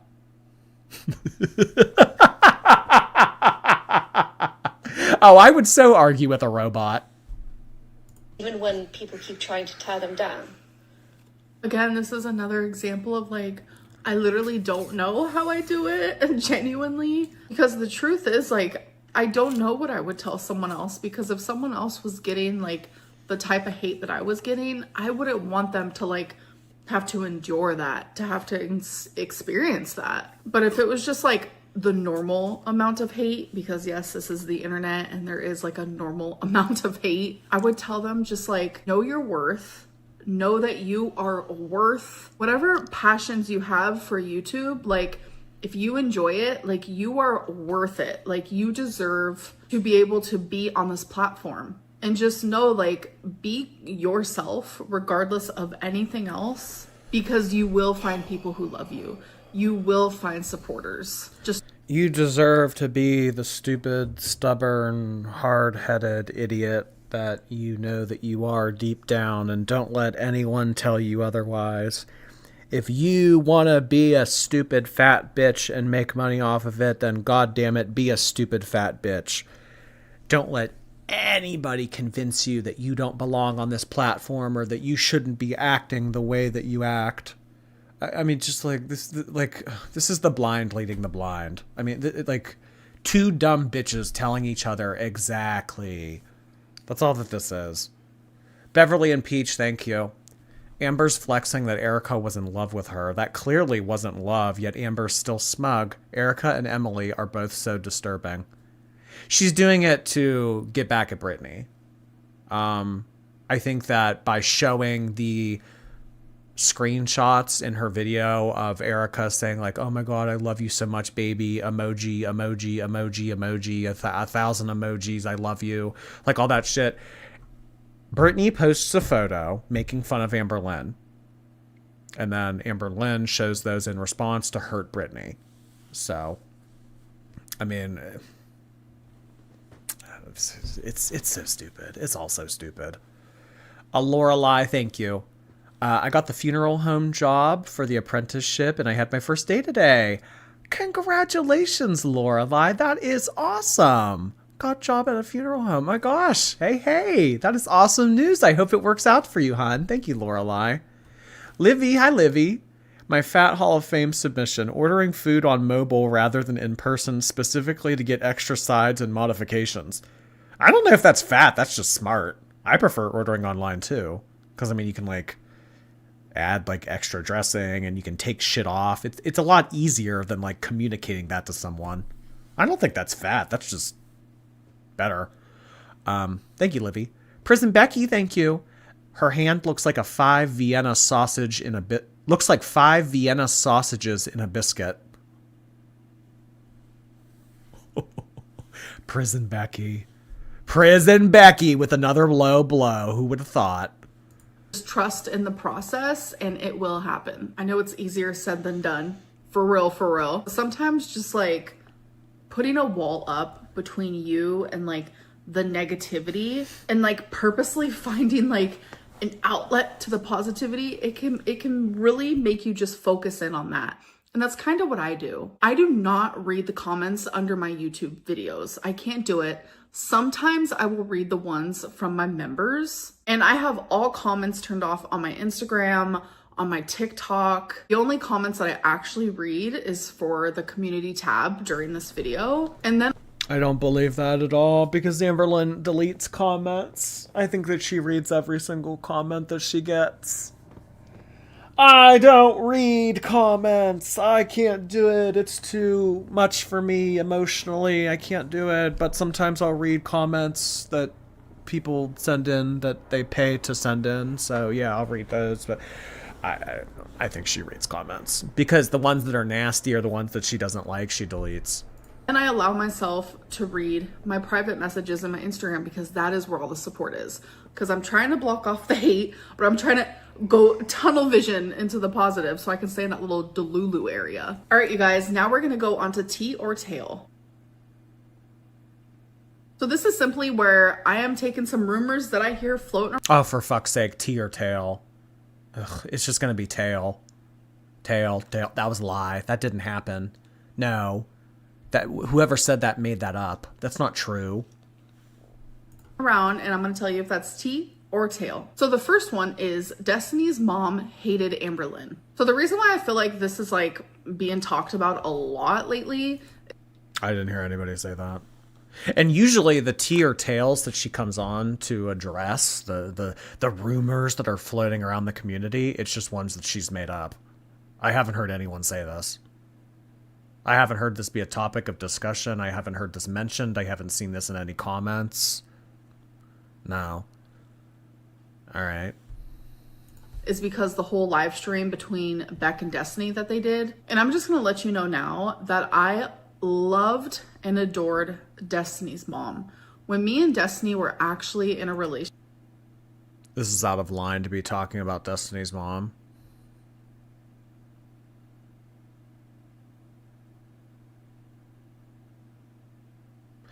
I think that this might be, in Amberlynn's own way, getting back at Destiny. So let's take note of what Amberlynn is about to say, and then I would encourage you guys to try to put yourselves in the shoes of Destiny and how Destiny would feel hearing their ex-narcissistic, abusive girlfriend be saying these types of things about their late mother who they did not get enough time with. Because Destiny has told us time and time again, I didn't get a lot of time with my mom. Most of my life, I spent it away from my mom. And then the time that I did spend around my mom, Amberlynn made that hard for me. So let's try to look at it from the perspective of Destiny listening to this question and answer. Relationship together and we lived with Destiny's mom, things did get rocky. Yes, it did. I want to cast light on the love that we had for each other. When me and Destiny broke up and I was with Beck, me and Destiny's mom would message each other a lot. And she saw that I was unhappy and she saw how badly I needed someone without me even having to tell her. She would call me her adoptive daughter, and then that transpired to literally I was just her daughter. I have text messages of her begging me to come live with her and saying things like, come home. Yeah, this would piss me off. This would piss me off if I was Destiny. Knowing that Destiny didn't get as much time with her mom as she wanted to, and then Amberlynn comes on here and says, I have text messages of her mom back when she was alive begging me to come live with her. This is gross. This is so gross.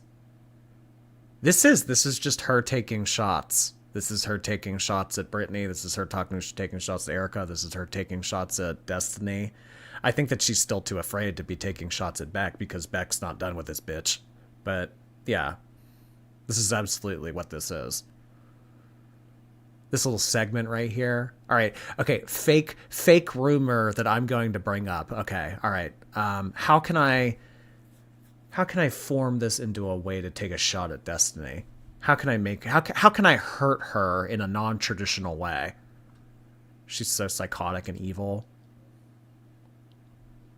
This is really gross to be talking about someone's mother that has passed away, who Destiny has communicated to the internet that she felt like she didn't get enough time with. Home, come to me. I want to be there for you. And these are messages that I'm going to hold on to forever because I loved her dearly. Yes, we had rocky times when me and Destiny were living with her. You didn't respect that person. If Destiny's mom wanted to help you, I mean, like you do with anybody else, Amberlynn, you just shit all over them. It sounded like Destiny's mom wanted to help her.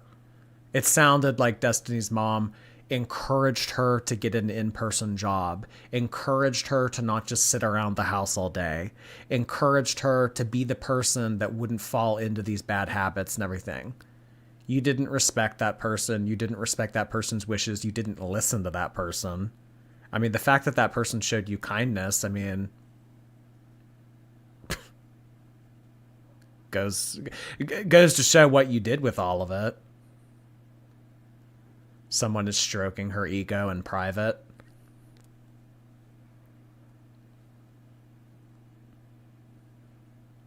She hit you with a cupcake pan and held it against Destiny.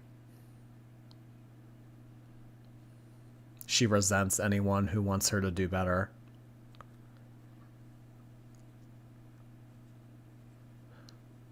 I mean, she definitely... The only type of communication Amberlynn prefers is ass kissing, fupa licking. She's using Destiny's deceased mother to gas herself up Yeah, this little segment right here is very disgusting. I have text messages of her begging me to come live with her. Begging me to come live with her.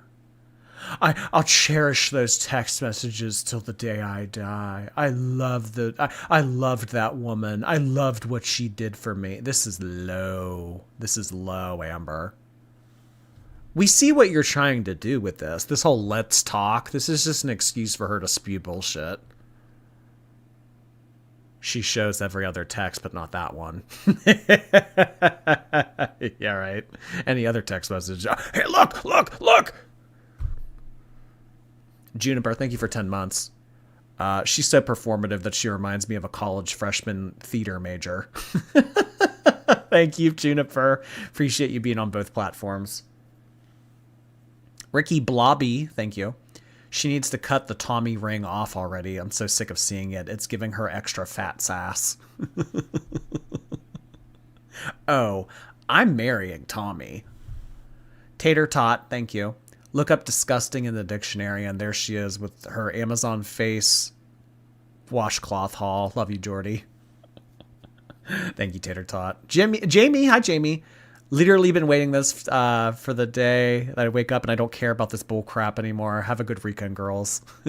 You think that's what'll happen? One day you won't care about Girl World anymore. The soap opera will end.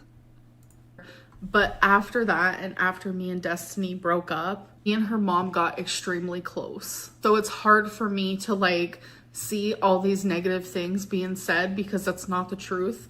That's not the correct narrative. Like, I remember after she passed away, Destiny actually sent me... No, Destiny's mom loved me. Destiny's mom wanted to see you get better. Destiny's mom sounded like she was a tough love kind of person. Where most people see an annoying, fat, stubborn bitch, Destiny's mom may have seen a misunderstood, hurt individual. But the problem with that, though, is you don't want to get better. So, I mean, any kindness, generosity, olive branch extension that Destiny's mom may have given you, you would have stepped on it and taken a shit all over it. So this really doesn't matter. I don't think that she should be talking about someone's mother that passed away like this. Especially the way that Destiny has communicated that she felt like Amberlynn was a driving force between any relationship that they were trying to have at that point, and that she wished that she would have had more time. I mean, it's one thing to be the reason why your relationship with your mother is crap and you didn't get to spend a lot of time with them. But I mean, to be bringing up somebody's deceased mother and talking about this as a way to get back at them, oh, this is gross. But you know what? Amberlynn will go low. She loves to go low. Loves to go low. She's like Chantal. She's just less blatant about it. She tried to help her lose weight and Amber ruined it, filmed mukbangs instead. Yeah, she doesn't want to get better. She wants to blame the world. She wants to be the victim. She would have taken that olive branch to Olive Garden. Amberlynn threw a Mountain Dew at Destiny to stop her from seeing her mom. We didn't forget. I know. Yeah, the night that Destiny wanted to go spend time with her mom, wanted to go have dinner with her mom, you got so fucking enraged that Destiny was leaving you for an hour, 2 hours, that you threw a bottle of Mountain Dew at her head. Destiny's mom loved me. Now, maybe Destiny's mom was just like one of few people that showed you a little bit of decency and actually wanted to help you. Instead of just rolling their eyes at you and being annoyed with your behavior, maybe she took a different approach to you. But the fact that she's bringing up Destiny's mom like this is so gross to me. A video of her mom filming, and in the video, it was like a private video that no one ever saw. And in the private video, like, her mom is saying how much she loves me. And it's just like, it means the world to me because she was there for me when I felt like I had nobody. Just give me a second. Okay, on to the next one. It takes years to diagnose someone with BPD. So that's not true. It could take a couple weeks to a couple months. For me, it took 8 months where I had a weekly appointment with my psychologist. And the last one is Amberlynn loves to brag about being the side chick. Literally, no. Just imagine knowing Tail. That's all wrong. No. someone for almost a year and being in a relationship with them for more than half of that and finding out that everything is a lie. You would be pissed too. The whole thing is messy and I hate every single last fraction of it, and I wish it No, you don't. You played in the mud as much as they did. would all just disappear. All right, so next is bad choices. No, you don't wish that it would all disappear.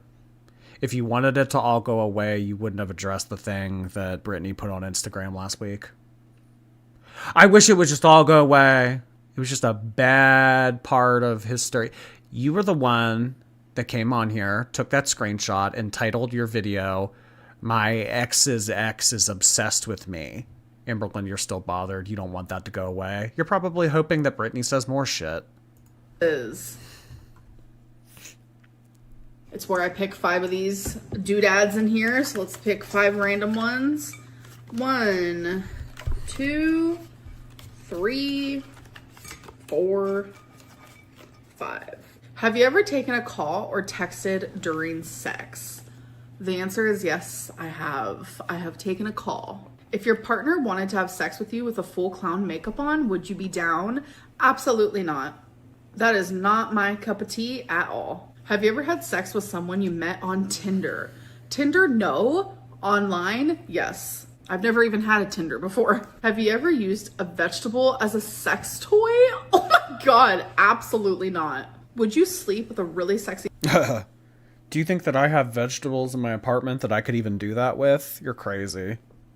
person even though they had horrific BO? Sure.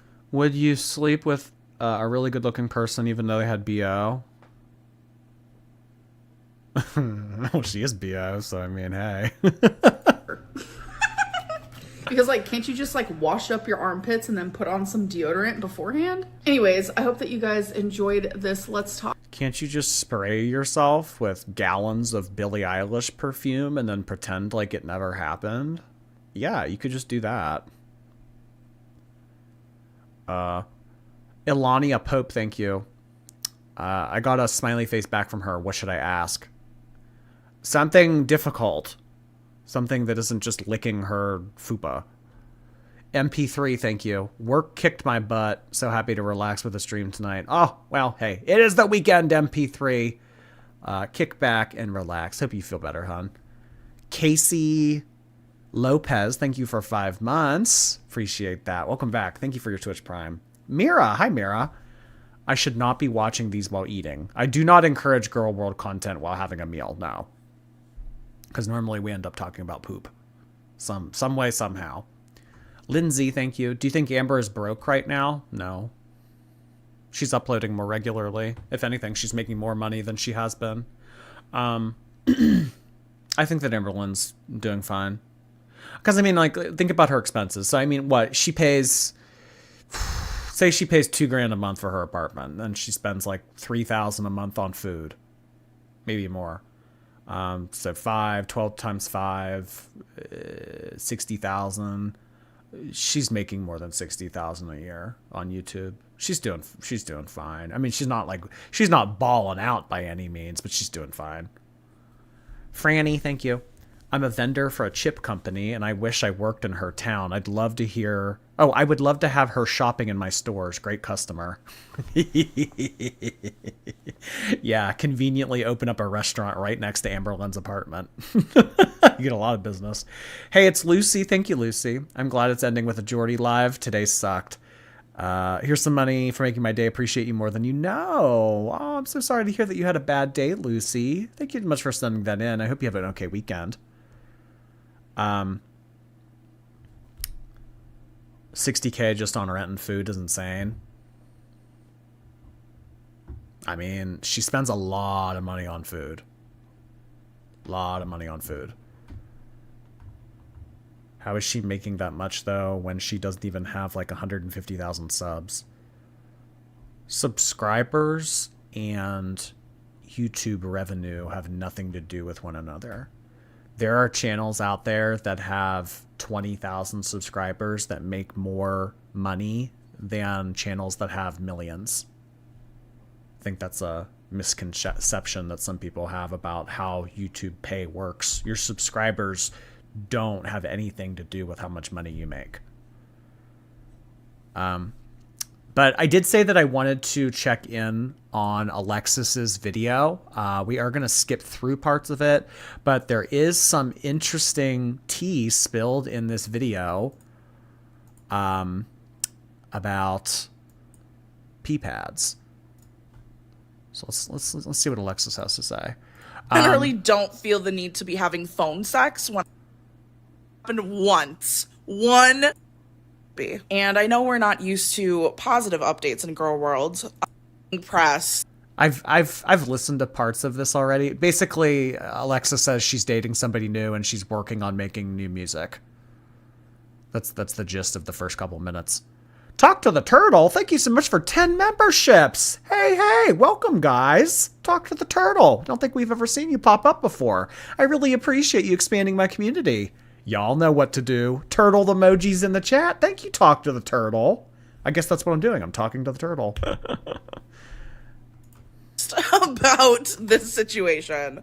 So let's just get into it. Let's get it over with right away. And I want to speak on the whole Alexis thing. Alexis lies. We had phone sex. Me and Alexis. Yes, we did. Jesus Christ. First and foremost, this situation happened once. One singular time. Secondly, you, Miss Ma'am, initiated it. I know that you can't go outside and just randomly, meet people that are romantically interested in you, but I don't have that problem. Yeah, I guess I've met a couple of my exes off Tinder, but, I'm generally meeting most of my romantic interests in real life. With my last ex-girlfriend, the one that I went on the double. She also brags about turning a straight girl gay when she had a boyfriend. Double dates with Amberlynn with. I met her at my job, and she was on a date with a man, and I still pulled her. And with my new girlfriend, I met her at one of her shows. Oh, that? A girl was on a date with a man, and Alexa swooped in and stole her away? After her show, I went up to her, I said, "Great set." She was looking at me, I was looking at her, and now she's my girlfriend. So, I generally don't feel the need to be having phone sex when I could be having real sex, but pop off, girl. Pop off. Realistically, she was just trying to say whatever to try to embarrass me in that moment, because I know that she was pissed about the last couple videos that I had made. But having phone sex with me once is not this big accolade that you think it is. And honestly, I think it just helps prove that Amberlynn just needs the attention. She will just get the attention wherever she can get it. She really doesn't care. You just have to be a warm body. That's it. It doesn't matter. Well, I believe that part. I mean, I think you just need a pulse.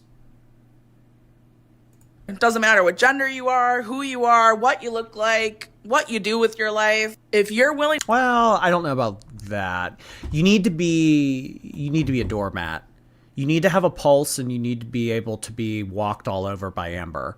Because as soon as you start to stick up for yourself, or as soon as you tell Amberlynn what she should be doing, that's the end of it. Willing to fuck with Amberlynn, she is willing to fuck with you. Also, it's not really a secret that her and I were initially romantic with each other. Everybody knows that is how our relationship began. So, unfortunately, Amberlynn, that was not the big, profound mic drop moment that you were looking for. I know you think it was. And honestly, maybe it is a little embarrassing on my behalf. But at the end of the day, that was then, this is now, and we're moving on. So the next topic that I would like to talk about is Amberlynn's prolonged obsession with Erica, aka Valentine, who is once again another girl from the internet that Amberlynn never met in real life, who she is obsessed with. I also just want to put out there that this is the second girl within a calendar year that was in a long-term serious relationship. Now, granted, Danielle wasn't married, but Erica was. Not that that really matters at all, because Danielle, from my understanding, was in a 10+ year relationship. So it doesn't really matter about the technicality of their relationship. I'm just saying that Erica was not. Amberlynn probably convinced herself, oh, this woman that's been in a relationship for 10 years will leave her for me. And Danielle, I think, was Amberlynn's number one choice. Like, it was like, out of all of them, out of like Erica, Alexis, Emily, Abby, like out of all of them, when Amberlynn was like Polly, Danielle was always her first choice. The first girl that Amberlynn got into an online relationship with that already had a pre-existing partner. I've done that so many times, I can't even think straight. Anyways, so Erica had made an interesting comment, and I'm not exactly sure where Erica left. Danielle was 20. No, Abby was 20. I'd imagine Abby by now is 21. Danielle, we don't know much about Danielle other than that she was pretty. Left this comment, but I will pull it and put it in the video when I'm ready to talk more about it. But first, I just want to say, like, Amberlynn, you never met Erica. You can tell somebody that you love them on the internet all day long, but until you're face to face and you truly get to know somebody, you don't know them. And for you to still be talking about both of them and dragging this out is absolutely ridiculous. So before we dissect and discuss Erica's comment, I would like to play devil's advocate for just a moment. So do I think that Amberlynn still talking about Erica and Brittany is ridiculous? Yes.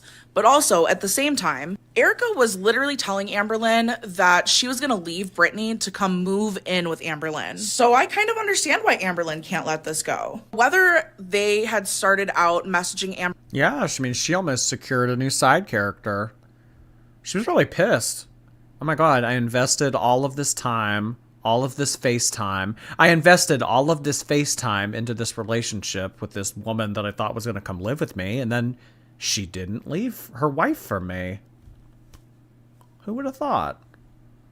Amberlynn together or not, or as trolls or not. Erica, you got on your feelings about Amberlynn, and that is something you can't deny and you can't downplay. There's so much evidence, and I've seen so much myself that other people have not seen. And honestly, Amberlynn was generous in only showing the things that she showed regarding your guys' conversations. Also, I do realize that Erica's ex... Yeah, but Amberlynn's not going to show anything because Erica has more ammunition. If she does, I think that Amberlynn will, fight back. She'll say things about Erica and Brittany, and, she'll even show, little text messages that say, I love you and stuff like that.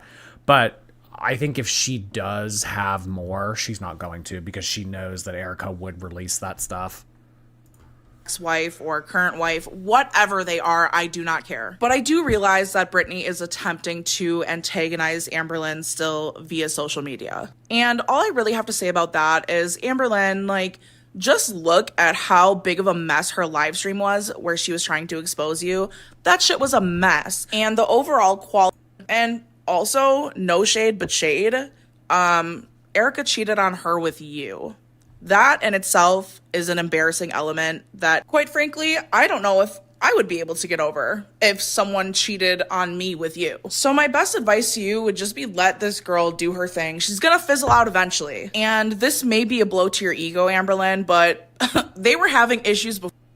Oh my god. Do you guys remember when this was Alexis first started her channel, and she said, somebody commented on one of her photos and said, holy fuck, you're as big as Amber. And Alexis got pissed. That somebody said that. And Alexis posted a selfie, a little bit of her body or something, showed a little bit of her torso. Or maybe it was a TikTok video. I don't know. But she showed her body and said, as big as Amber, bitch, where? Oh my god. You said I'm as big as Amber? Are you fucking crazy? I'm not as big as Amber. Holy shit. If someone cheated on me with you, I would be mortified. Before you ever came along. You were not the end-all be-all to their relationship. Erica was not so immensely in love with you that this started the downfall of their relationship together. People don't go looking for other people unless they are unhappy already in their relationship. When you are happy in a relationship, you're not doing all this extra stuff with other people online or offline. So now let's get into what Erica actually said in this comment. Your wife and you tried to troll me, but your wife fell in love. Like, that's pitiful. That's pathetic. You stay bothered and you stay obsessed, and it's getting a little cringe and a little out of hand. Girl. Erica was really pissed that Amberlynn exposed some of their text messages together, obviously.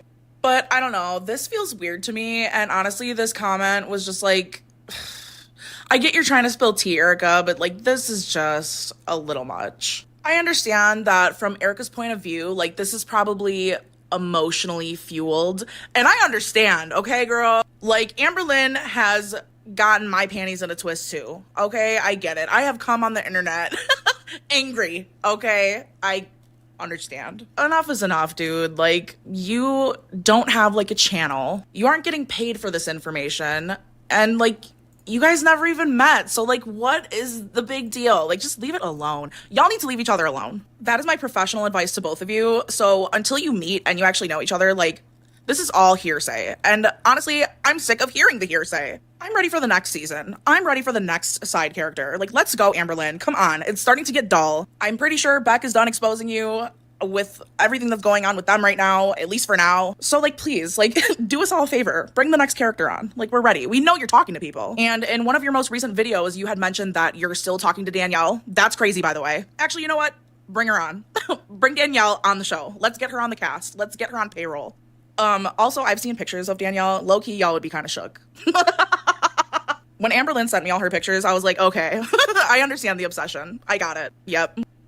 Yeah, I mean, I don't know, but somebody said in the chat recently, this is exactly what they said about Jade too. Prior to season 5, before Jade became an official side character and there were photos of Jade, they kind of said the same things about Jade too. Like, oh, Jade's a goddess. Jade is beautiful. Jade is, what did they say? Athletic. She's athletic. All this kind of stuff. So, I mean, they really gassed up. So I guess just maybe the thing to keep in mind is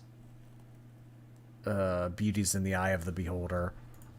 But anyways, in Amberlynn's video where she was talking about how she made a lifelong friend out of Danielle, I don't think she said her name, but that is 100% who she was talking about. I could make an entire video of just the text messages that Amberlynn has sent me about Danielle. Like, one day Danielle would be all over her. They would talk about meeting up. Danielle would talk about leaving her partner for Amberlynn and how she, like, loved Amberlynn. But then the next day she would, like, ignore her, be talking about, like, her hookups with other people, even though she was in a relationship. Like, she was cheating anyways. And then she would tell Amberlynn things like, oh, me and insert partner's name here are, like, having a nice little time in the hot tub together. Like, what? And Amberlynn continued to talk to her, continued to, like, be obsessed with her, continued to try to, like, stalk her life out. But in the times where Danielle wasn't paying attention to her, she was talking to Erica and Abby. But Danielle was always her number one choice. I want to make that very clear. So for her to, 1, be saying that she's still talking to her, and 2, that she made a lifelong friend out of her, like, that is just so beyond insane to me. But anyways, I went off on a Danielle tangent there, but it's relevant because the stories that Amberlynn has with these girls are very similar.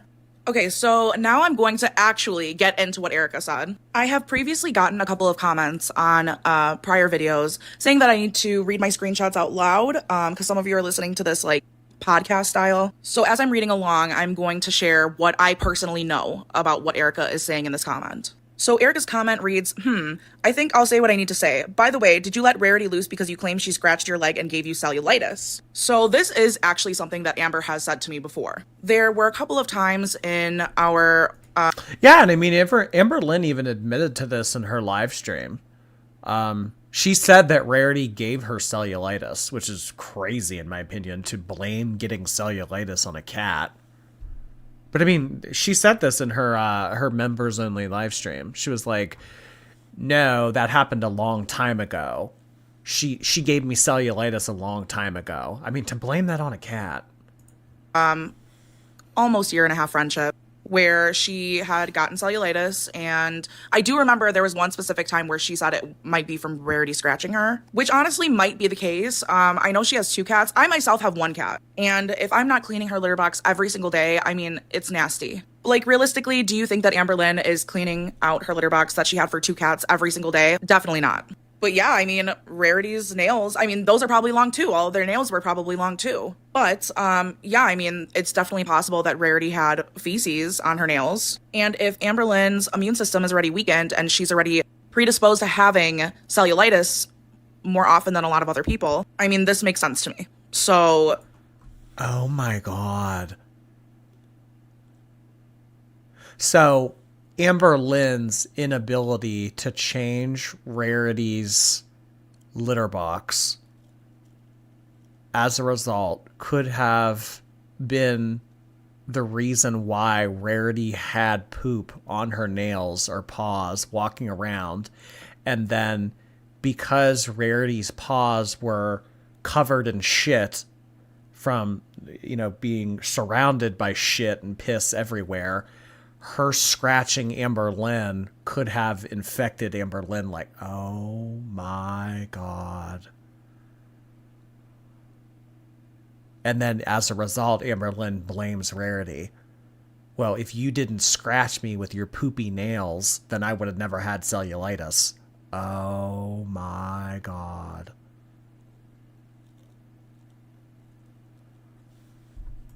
Yes, she has mentioned this before. And then Erica said, yet you refuse doctor's orders for the skin cream. I don't know anything about that. But then Erica said, are you not calling Steven your stepdad anymore because he keeps making inappropriate comments to you at bingo? Amberlynn has never, ever mentioned her mom's whatever, fiance or boyfriend or whatever to me. But let's be honest, Rarity's poo paws were still cleaner than Amberlynn. Yeah, so I mean, you have a potentially dirty cat with poop on her paws and nails, scratching someone that's already covered in poop and other stuff. I mean, so I don't know. It's kind of like whose poop gave me cellulitis, my own or the cat's? It's really to any capacity. So if she did by chance say something like that to Erica, it was definitely to make Erica jealous, which Erica did not need help being jealous because she was already super possessive and super controlling. So the reason why Amberlynn said that at all was to make Erica jealous. Well, I mean, Amberlynn did admit to liking that Erica was possessive. She did say that she liked how Erica would get all emotional and bent out of shape when they would like force her to send photos in Trader Joe's. No. I want to see who you're with. Show me that you're actually at Trader Joe's with your mom. Oh, that woman behind you is standing too close to you. I don't like that. Get away from that person. I could so see Amberlynn on a FaceTime call being like, yeah, my stepdad, like, he's like into me, to like try to get a rise out of Erica and kind of provoke Erica into doing that whole possessive thing because Amberlynn liked it. She liked when someone was possessive over her. Oh yeah, this is so Amberlynn coded. Buckwheat, thank you. Hogwash, girl, that's the problem. According to your exes, you don't. Good one. Oh my God, that was cute. Enjoy my super chat V card. Hope it was good for you. That was cute, Buckwheat. Thank you.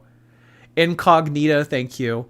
Maybe the weight loss was the washcloths we used along the way. Oh, sisterhood of the traveling washcloth. Julie, thank you.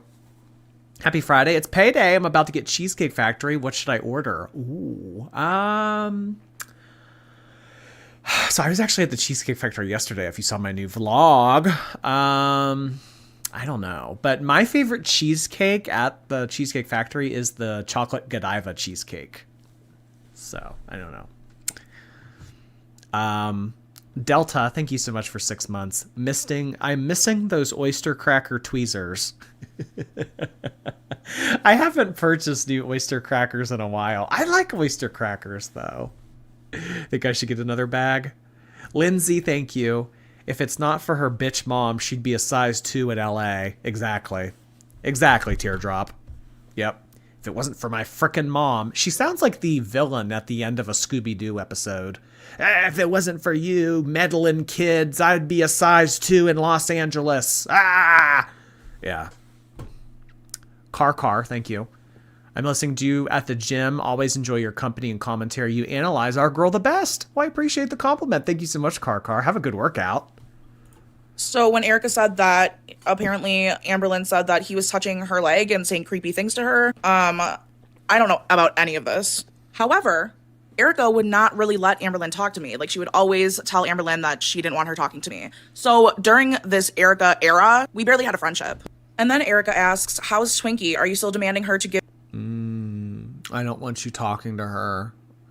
I don't want you spending time with her. I don't want you on FaceTime with that Alexis girl. I don't like that you talk to her.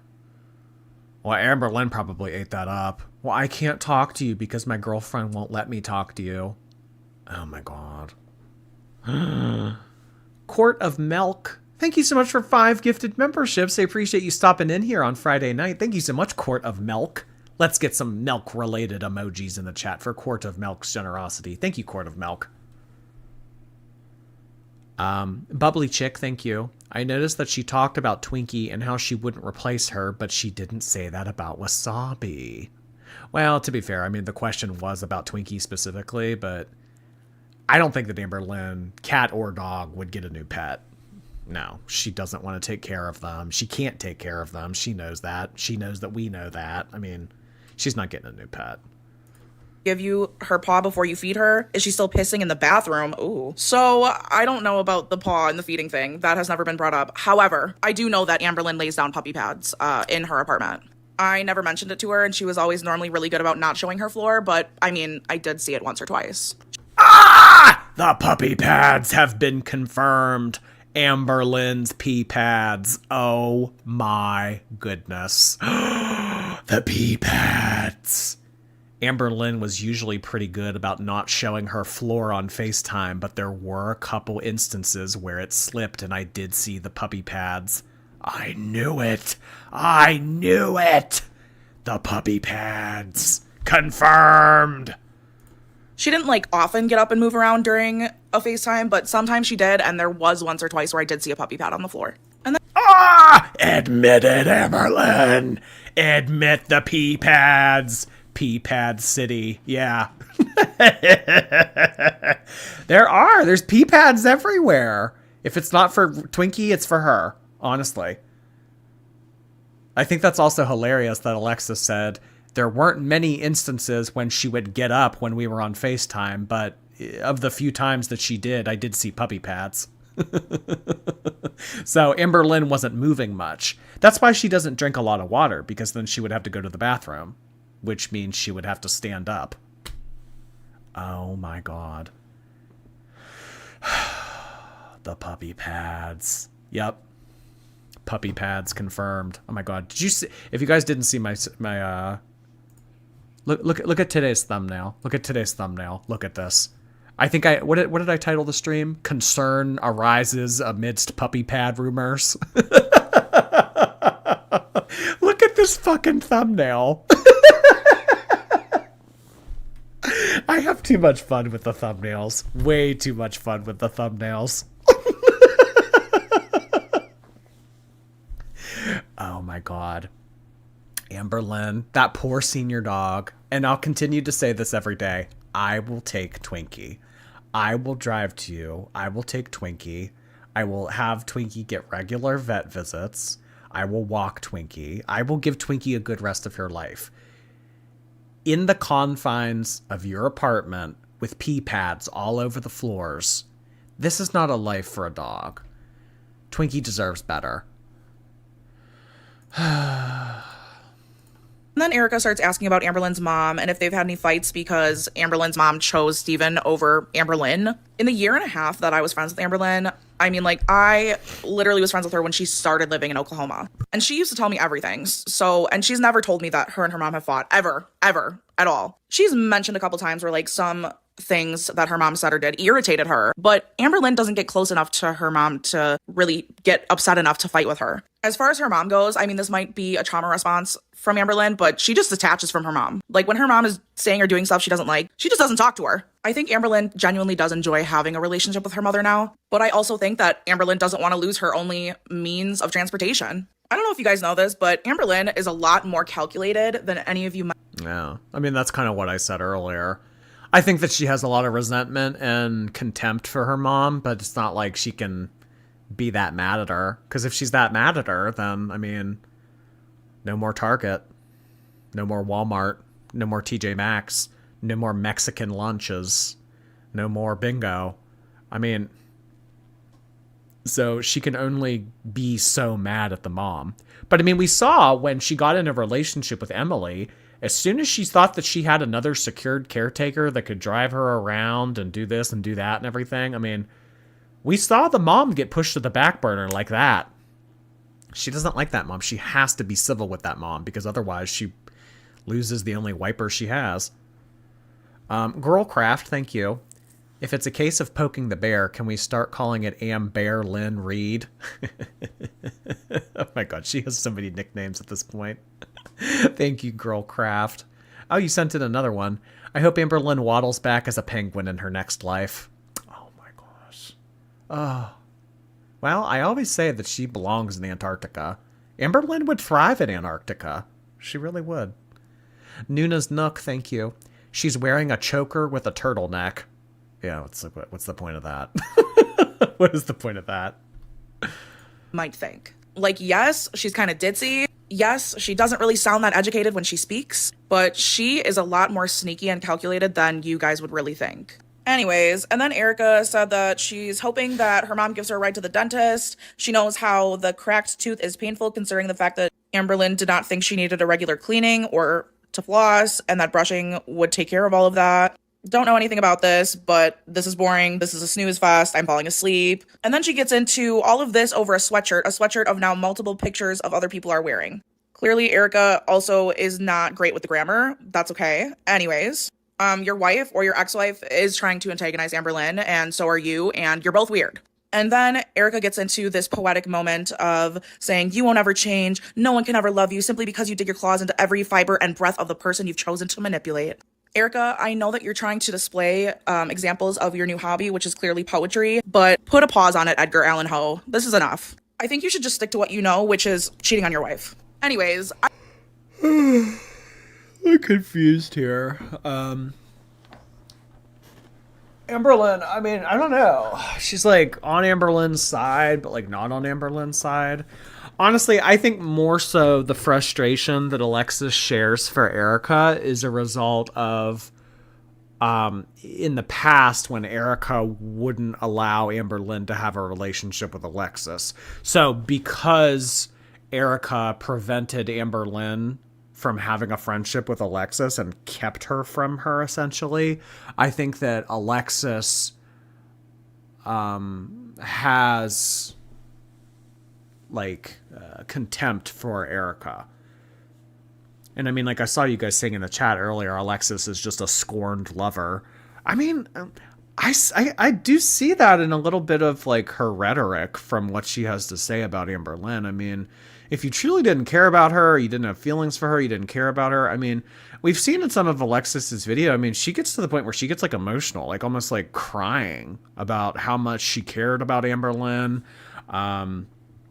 Like wanted things to work out. I don't know. I just get odd vibes from Alexis. I don't know exactly like what she wants. Like, does she hate her? Does she love her? Does she love to hate her? I'm not sure.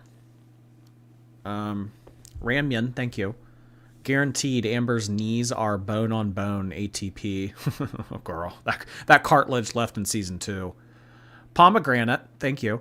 Amberlynn's earlobes have Frank's sign of heart disease. Oh, I've never heard of that before. Amberlynn's earlobes. Frank's sign? Okay. Ooh, That's spooky. Amberlynn's left ear pod. Thank you for the super chat. Tomorrow is my birthday. Have some money. Well, thank you so much, Amber's left ear pod. Happy early birthday to you. We should be live tomorrow, so if you stop in tomorrow, we'll be happy to give you some cupcake emojis. Doobs, thank you so much for your Prime subscription. Happy to have you back, Doobs. The Generate, thank you. Has she begun to age faster? She looks not good. I mean, I've kind of been seeing recently that Amberlynn does look like she has aged in the face. Like, over the past few months, it's... Yeah. But I mean, you know, like they say, I mean, when things go downhill, they go downhill fast. I don't want y'all to think that I'm defending Amberlynn, because I'm really not. I just think Erica is fucking pathetic. Like, she thinks she's so cool, she's so hot, she's so sexy, like, bitch, gag. Anyways, guys, there are a couple of things that I wanted to touch on in this video, but I think I'm gonna save it for another video. If there's anything that you guys would like me to touch on or elaborate on, please let me know in the comments below. If you liked this video, please give it a thumbs up and subscribe. Well, that's our Alexis update. I mean, really, the major takeaway from this whole video was the P-pad confirmation thing. I mean, I know that. You know that. Amberlynn knows that we know that. I mean, the P-pad thing, but it's just funny that Amberlynn still tries to deny it. I don't know. But I mean, really, the only one who loses, technically, in this capacity is Twinkie.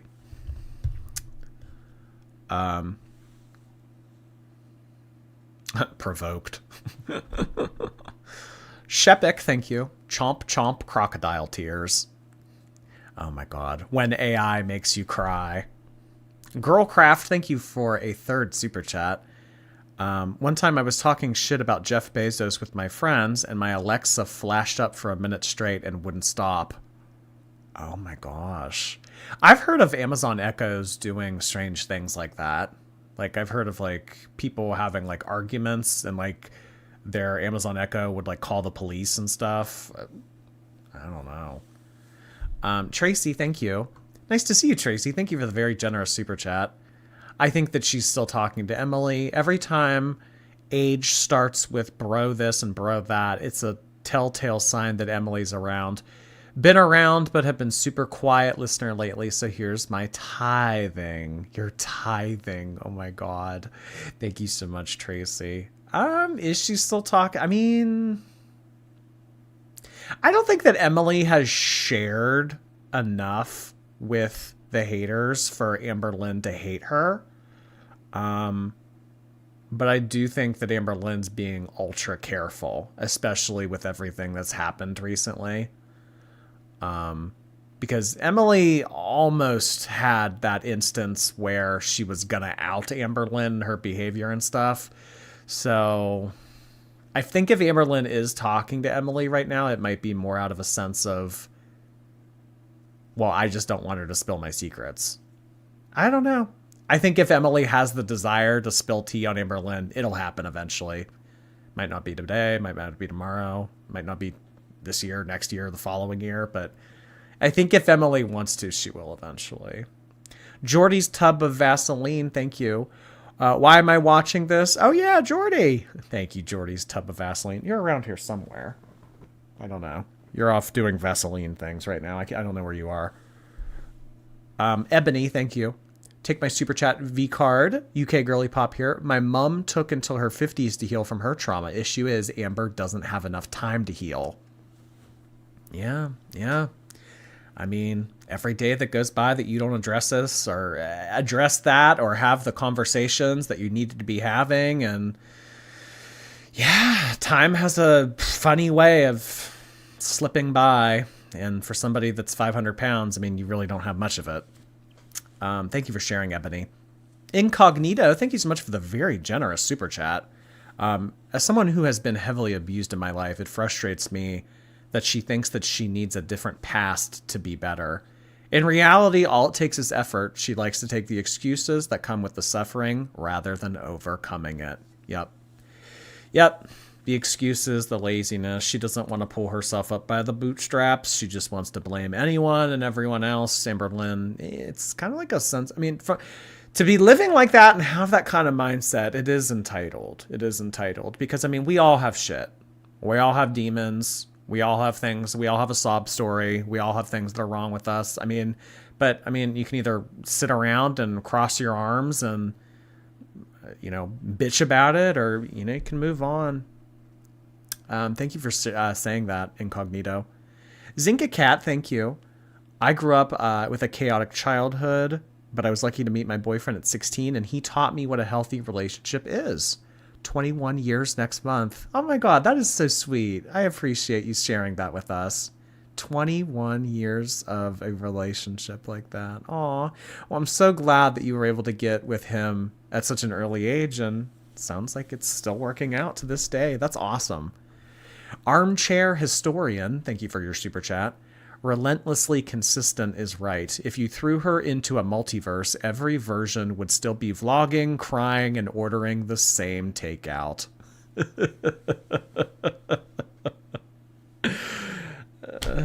God. Everything Everywhere All at Once, starring Amberlynn Reed.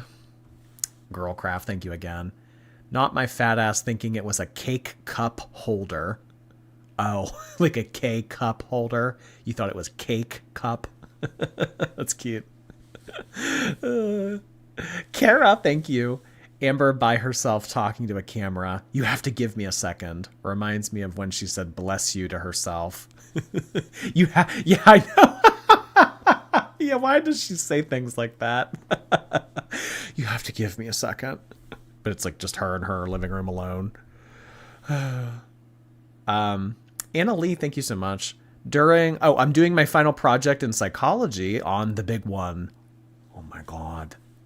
You guys, somebody said recently that their boyfriend did their master's thesis on Amberlynn and stuff. Oh my God, this is wild.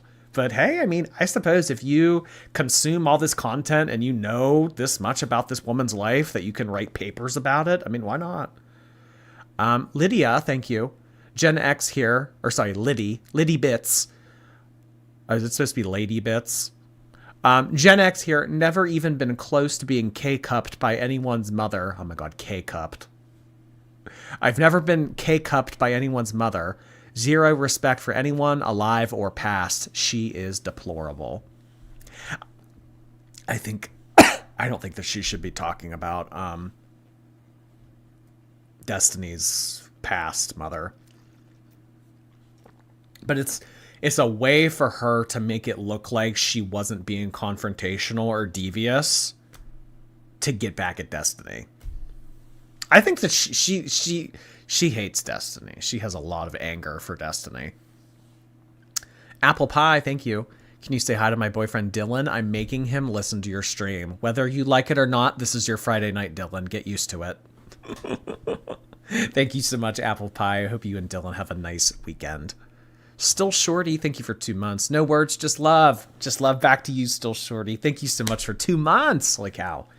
Kelly Darling, thank you. I took a break from Amberlynn due to the number 2 talk, but then the Foodie Beauty has the Boyle saga. I hope they get their loins situated soon. I know, it's kind of like pick your poison. It's like Amberlynn, poopy, Rarity, scratching paws, Chantal's Boyle. It's inescapable. It's inescapable. Thank you, Kelly Darling. Well, I'm back. I'm happy you're back in the Amberverse. Krusty Krab, thank you. Just got my boyfriend indoctrinated into Girl World. Hey. Hello, Krusty Krab's boyfriend. Nice to see you. Just like Dylan, you're here too against your will, whether you like it or not. Anne Reyes, thank you. Birthday shout out to Theo. We went to Cheesecake Factory for the first time. We tried the mac and cheese balls. I actually got those in my vlog yesterday, and I didn't like them. I don't know. I hope that you guys liked them because, I don't know, mine were gross. That's awesome, though. Happy birthday. Heavy. Hi, Heavy. It's probably Narvo whenever the truth is revealed. It's always Amber. I bet she told Alexis one thing and Erica another and pit them against each other. Yeah, Amberlynn does strike me as like the type of girl to like make her love interests or like friends dislike each other for her own benefit. I don't know. Maybe she thinks if she does that, they like won't fall in love with each other. That one kid, thank you for 11 months. First resub I'm doing at 30. 1 more month until a year. Where the heck has the time gone? Remember, YouTube, don't forget to like the stream. Okay, back to Twitch. Oh, wait, I'm already here. So slushy. I still have a little bit of my slushy left. Thank you so much, that one kid. I know, 1 more month till a year. I appreciate that. And to anybody who has made it on a year of membership. Deborah, thank you. Cheesecake Factory's not a thing in Australia. You're not missing much. I mean, it's fun. It's like a fun little concept and everything. Like, oh, cheesecake. But I mean, it's really just a glorified Applebee's. It's nothing special. Jessie Lynn, thank you. Would Amberlynn be able to actually fit on a toilet? Depends on the toilet, I suppose. A standard toilet? I don't know. I don't want to think about that really, honestly. Lady Savage, thank you. I'm surprised she hasn't eaten Twinkie, but I guess it's hard for her to bend down. I'm sure Twinkie knows her binge face wells and runs. Oh my god, I know to not be within a 10-foot vicinity of her when she's hungry. You wouldn't like me when I'm hungry. That's too funny, Savage. Coco is loco, thank you. Just saying hi, enjoy your weekend. Thank you so much, Coco. I appreciate that. I hope you have a good weekend too. Kelly, darling. Edgar Allan Poe. Edgar Allan Poe. Oh my god. Pooh is just a normal talk in girl world.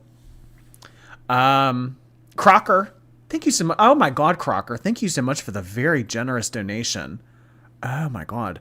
Have you watched Best in Show or Drop Dead Gorgeous yet, Sir Jordy? Okay, on the replay. I remember the last time that you suggested this. I do remember this. No, I have not yet. Drop Dead Gorgeous. You know what? There was one of them that looked familiar. I remember when you originally recommended this. Best in Show. Yeah. From 2000. Okay, with the dogs. Yes. Okay, Eugene Levy's in this. Fred Will. Oh, Jennifer Coolidge is in this too. Oh my god. Too fun. I really appreciate the suggestion. Best in Show. And then what was the other one? Drop Dead Gorgeous. I remember when you originally suggested these. Okay, this one's from 99. A beauty pageant in small town Minnesota. See, I don't normally watch comedies. That's just it. I don't normally watch like feel good movies. I'm usually watching things that are usually like terrifying or unsettling. So if it's like a feel good or a comedy or like supposed to make you laugh, like I usually don't watch that kind of stuff. Thank you, Crocker. So, say hello to Harlow and Poe for me. I hope you have a good weekend, hon. It's not that funny. Oh, okay. Maybe I'd like it then. Nanette Manoir, thank you so much. Rarity found. Cat who names fruit. Look it up. Oh. Well, I mean, this keeps happening. Like, people finding cats in the vicinity of Wisconsin where Rarity went missing. Oh, look, that's Rarity. Look, they have her on some random shelter website up for adoption. I don't know. I mean, that keeps happening. It's going to keep happening. I don't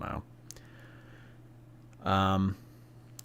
Leona Lynn, thank you for 2 months. Whoever said Frank's sign of heart disease on her ears is so true. Google it. I love you, shorties. Okay, we can look that up now that it's being brought up again. Frank sign earlobe? Okay, this is news to me. It's a deep wrinkle extending from the tragus to the outer border of the earlobe.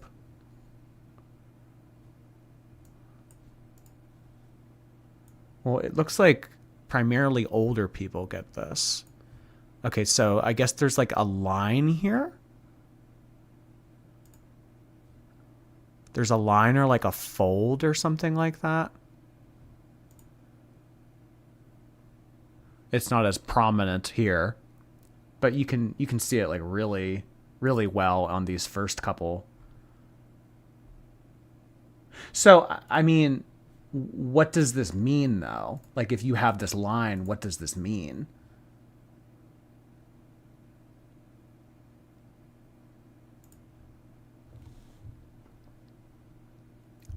Some studies have suggested a correlation between cardiovascular disease. While the presence of frankscine has been linked to cardiovascular risk, its diagnostic is considered modest and should not be used as the sole basis for diagnosis.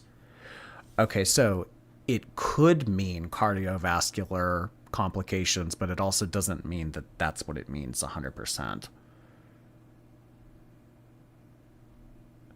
I mean, Amberlynn's 500 pounds. Obviously, she has issues with her heart. Obviously, her heart is not going to be able to do that forever. So, but I mean, are we able to like determine anything substantial based on a line on her ear? I don't know. I've never noticed that though. I mean, like that's the first I've ever heard this brought up. I'm checking my ear too. Oh, I know. It like kind of makes me think like, do I have that? B. Sunderland, thank you. I'm on Replay Gang. Apologies if this was already discussed. I'm a vet tech and benign tumors don't look like a sore like I briefly saw on Twink. Benign tumors don't look like a sore. Oh, so you're suggesting that that sore on Twinkie might not be benign? I don't know. But does Amberlynn have the time or desire to take Twinkie to the vet, to spend money on her, to get that diagnosed and taken care of? I really don't know. So Plantro, thank you. Marked safe from being K-cupped. Oh my god. Marked safe. Like a Facebook status. Too funny. Saskia, thank you. Cursing my insomnia for waking me up at 4 a.m., but at least I get to catch a stream. Love you, Jordy. Well, thank you so much. I'm sorry that your insomnia is not letting you sleep, but hey, there's fat drama to be watched. Hope you have a good day, hon. B. Sunderland, thank you again. Have you watched Yellow Jackets or Severance? No. To either. I'm sorry. Just a flat out no. I haven't watched either. I've heard about Severance. I don't know, though. I don't know much about it. I just know that that one guy from Parks and Rec is in it. That's all I really know. I'm sorry. Chrissy Ann, thank you so much for all those bits. You have to watch Drop Dead Gorgeous. I'm the same as you. I watch dark stuff and rarely comedies, but I promise you'll laugh. Okay. All right, I will. For you and for Crocker, I will watch Drop Dead Gorgeous. Thank you so much for the recommendation, guys. All right, everybody. I think that is going to be it for our Friday night live stream. We are caught up with the Let's Talk, and we are caught up with everything that Alexis has to say, so we are pretty much all caught up. There will be an upload tomorrow. It's going to be the Is it Eat With Me, or is it the Weigh-In?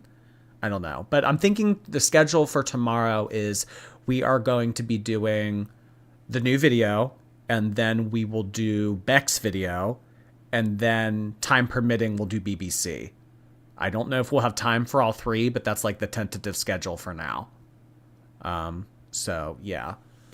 I really appreciate everybody who sent in gifted memberships, donations, bits, liked the stream, did anything to promote my stream to the algorithm. Thank you so much, guys. I hope you have a good rest of your Friday night. We will be back tomorrow. Go safe. Go safe. Go